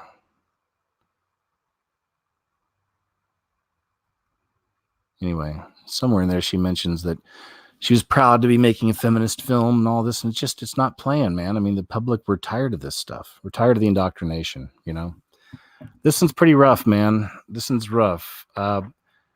This woman and her boyfriend are on a radio show live, and she gets the opportunity to meet a rapper that I guess she says that, she has a crush on or something or whatever. Anyway, I think it explains itself. And this is right here in front of her boyfriend, and watch what happens. The Real 92.3, Bootleg Camp DJ had a camp flog knock. We at Dodger Stadium. We're here with the lovely couple. What's your guys' names? Bootleg Camp DJ had a camp flog knock. We at Dodger Stadium. We're here with the lovely couple. What's your guys' names? Angel. Alexia, is there anybody who's on tonight's lineup who you would cheat on your boyfriend with? I guess. Wait. How long y'all been together?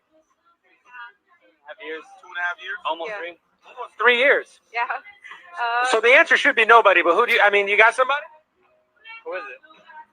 The baby. The baby? Baby. You know what's crazy? I had a feeling she was going to say that. Hey, and we're going to, listen, right now we're going to take you backstage. So, I got some VIP for you. Here's the question. We're going to take you backstage to meet the baby, but he can't come. He can't go. I mean, it's VIP. It's VIP. So I bought tickets for your birthday. We gotta go. Come on. Are you willing to go right now? She'll be back in like 30 minutes. Really? Are you willing to go right now to meet the baby? Shit, 40. Okay, I don't know. All right, let's take her to meet the baby. All right, let's go.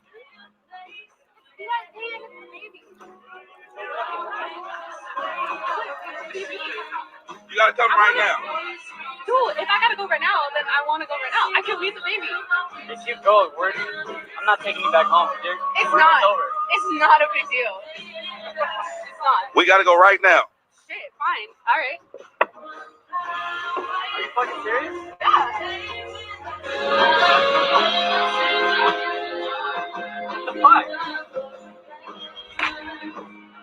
What the fuck?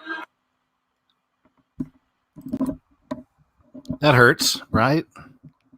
If it was real, I'm sure. If it was real. Here's something I stumbled on, and here's another one. I'm not sure if this is real. If it is, it's a real shame. But it says, your family will love me. Thanksgiving packages. Silver, $75 in a plate. 2 hours at dinner. Matching outfits. Tell a few jokes. Gold, $150 in the plate. 3 hours at dinner. Cute backstory on how we met. Details about what I do for a living. Homemade dessert or appetizer to share. And then there's the platinum, $350 and a plate and a to-go plate. All day, tell you I love you in front of the whole family, call mom ahead of time to introduce myself, help clean up after dinner. Serious inquiries only. I can't affirm if this is true or not. You guys can look it up for yourself. I'm not really sure. It's something I found that was funny, but also tragic if this is an actual thing here that people are doing. I wouldn't be surprised. I'll say that. We covered this last week. Excuse me. Excuse me. I'm still going to do a show sometime soon and talk a little bit about YouTube. I mentioned earlier, though, that I sent them a tweet yesterday and asked them why my account's been frozen at 469,000 for pretty much all of 2019. And then today, those tweets were gone, like they removed them, but my account's at 470,000 today. So it'll be interesting to see if they released it and I can now start seeing my actual sub count, which would be nice, which means you guys are getting your notifications again. We'll see. Or will they just allow me to bump up to 470 and cap it? I don't know, but I'm working on it. I'm trying. You got to try something, so we'll see. But anyway, we already know there's a lot of big changes coming. YouTube says it can shut down accounts if they don't make enough money in the new update to terms. I mentioned that as well, that in a way it's unfair that they do this to my channel and other people's channels, and now they're doing this thing with income where our income suffers now because of what they've done, but now they can come in and say, see you later because you're not making any money. So it's very interesting the setup that it seems to be taking place. I hope I'm wrong. As always, I pray about everything. I don't worry about stuff. I don't, but you prepare for everything, so we're all, I think a lot of us behind the scenes here, just kind of, making sure we got all of our videos, on a computer, set up somewhere, uploaded somewhere, and, peppering our workout into other sites and things like that. It's really important right now. Somebody sent me this earlier here on Facebook. Look at this. More of the goat stuff.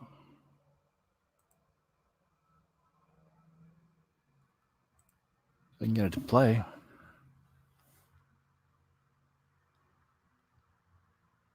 Oh, well. Anyway, it's just Burberry. It's a Burberry festive campaign, and they're using basically a goat guy, a pan, if you will. So sorry that didn't play for us. Rare genetic condition gives man Eye of Sauron look. Doctors in Texas came face to face with a dark, spine-tingling eye that looked rimmed by flames, or, as they calmly described it in a recent report in the New England Journal of Medicine, an eye with circumferential, spoke-like iris transillumination defects. And here it is. It's pretty wild. Pigment dispersion syndrome in a 44-year-old man, and it looks like his eye is on fire. It's crazy. That is so crazy. I think that's the only picture they've got, but wow. Group of teens storm elementary school bus. Let's check this out. Charges after school officials. Yeah, let me make this a little bigger. Say they stormed an elementary school bus and attacked little kids. Medics rushed one to the hospital. Channel 2's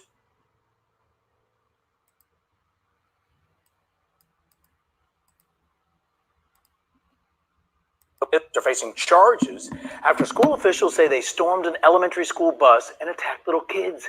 Medics rushed one to the hospital. Channel 2's Tom Regan live in DeKalb County. So, Tom, you went to the home where two of the suspects were arrested, and this is the story that has everyone saying, what in the world? Yeah, Justin, after we got a tip, we came here to Snapfinger Elementary School to talk to parents about this. Some told me they're not just upset over this vicious school bus attack, but also because they didn't find out about it until they arrived here this afternoon to pick up their kids. I'm just shocked. This is the first I'm hearing it. It is scary. It is scary. Many parents told me they first learned of the school bus attack from me. Older students rushed aboard a Snapfinger Elementary School bus when the bus stopped along this street Monday morning. One parent played for me the message she got from the school district while waiting to pick up her child. During the morning ride to school, a group of middle and high school students boarded the bus to assault an elementary student. The school district said more than one student was attacked, one injured so seriously the child was taken to the hospital. I have a small daughter, and I can't even imagine that happening to her. It's ridiculous. They got to get it under control. They need more safety patrols. They need something. Police arrested an 18-year-old non-student, a high school student, and 2 middle school students. We watched school police officers at a home nearby where neighbors said 2 of the students were taken into custody. I tried to get a comment, but wasn't well received. We just wanted to get your side of the story. Parents told me they can't imagine why a high schooler would beat up an elementary school kid. That is outrageous. And we were working to get an update on the condition of that child who was taken to the hospital. Live in DeKalb County, Tom Regan, Channel 2, Action News. I just share these because they remind me again of just that hateful spirit that's, on the rise, it seems, especially in a lot of the youth. I've been thinking about doing a compilation video soon on a lot of the youth violence, but I can't put it on YouTube. So it'll be one I'll just let you know about and probably just put on BitChute or something like that. And then here's just the last story. Mysterious death of thousands of birds near lake in India. Oh, it's one of these where there's music and headlines. Anyway, okay, so we get it. Perhaps more of the Hosea prophecy unfolding, if you will. We've been seeing mysterious deaths of animals en masse for many years now, 6 or 7 years. And that concludes my stories for this evening. So I'll jump over here to the chat and just say, hey, guys, thank you once again for being here. Hope you all enjoyed the show. Let me get a background going here for us. There we go. Get that. That's nice. Yeah, man, thanks for being here, guys. I hope you're all doing good. Moderators, thank you so much for being here as well. Big shout out, as always, to my Patreon and PayPal friends out there. I have links below if you're interested in supporting my work at all. New video coming up in the next few days and some more shows lined up also within the next week. Some more interesting topics I've been wanting to get into here. I also like to close these shows out with a short prayer, if you don't mind. So I'll just say, Heavenly Father, thanks once again for letting us all hang out here tonight. Thanks for the platform, Lord. Please continue to protect my channel here, my work, and help us all to continue having these kind of shows and doing this kind of a thing. And if not here, I know you'll provide another way. And also just thank you, Lord, for the wonderful people out there that listen to the show, contribute story ideas, pray, everything else, Lord. Encourage. Thank you for that. Thank you for them. And I hope everyone out there is encouraged tonight, Lord, and feels relief out there knowing they're not alone in this world. And on that note, I love you, and in Jesus' name I pray, amen. All right, guys. Hey, thank you so much. Once again, you're all awesome. You're amazing. I love doing these shows with you.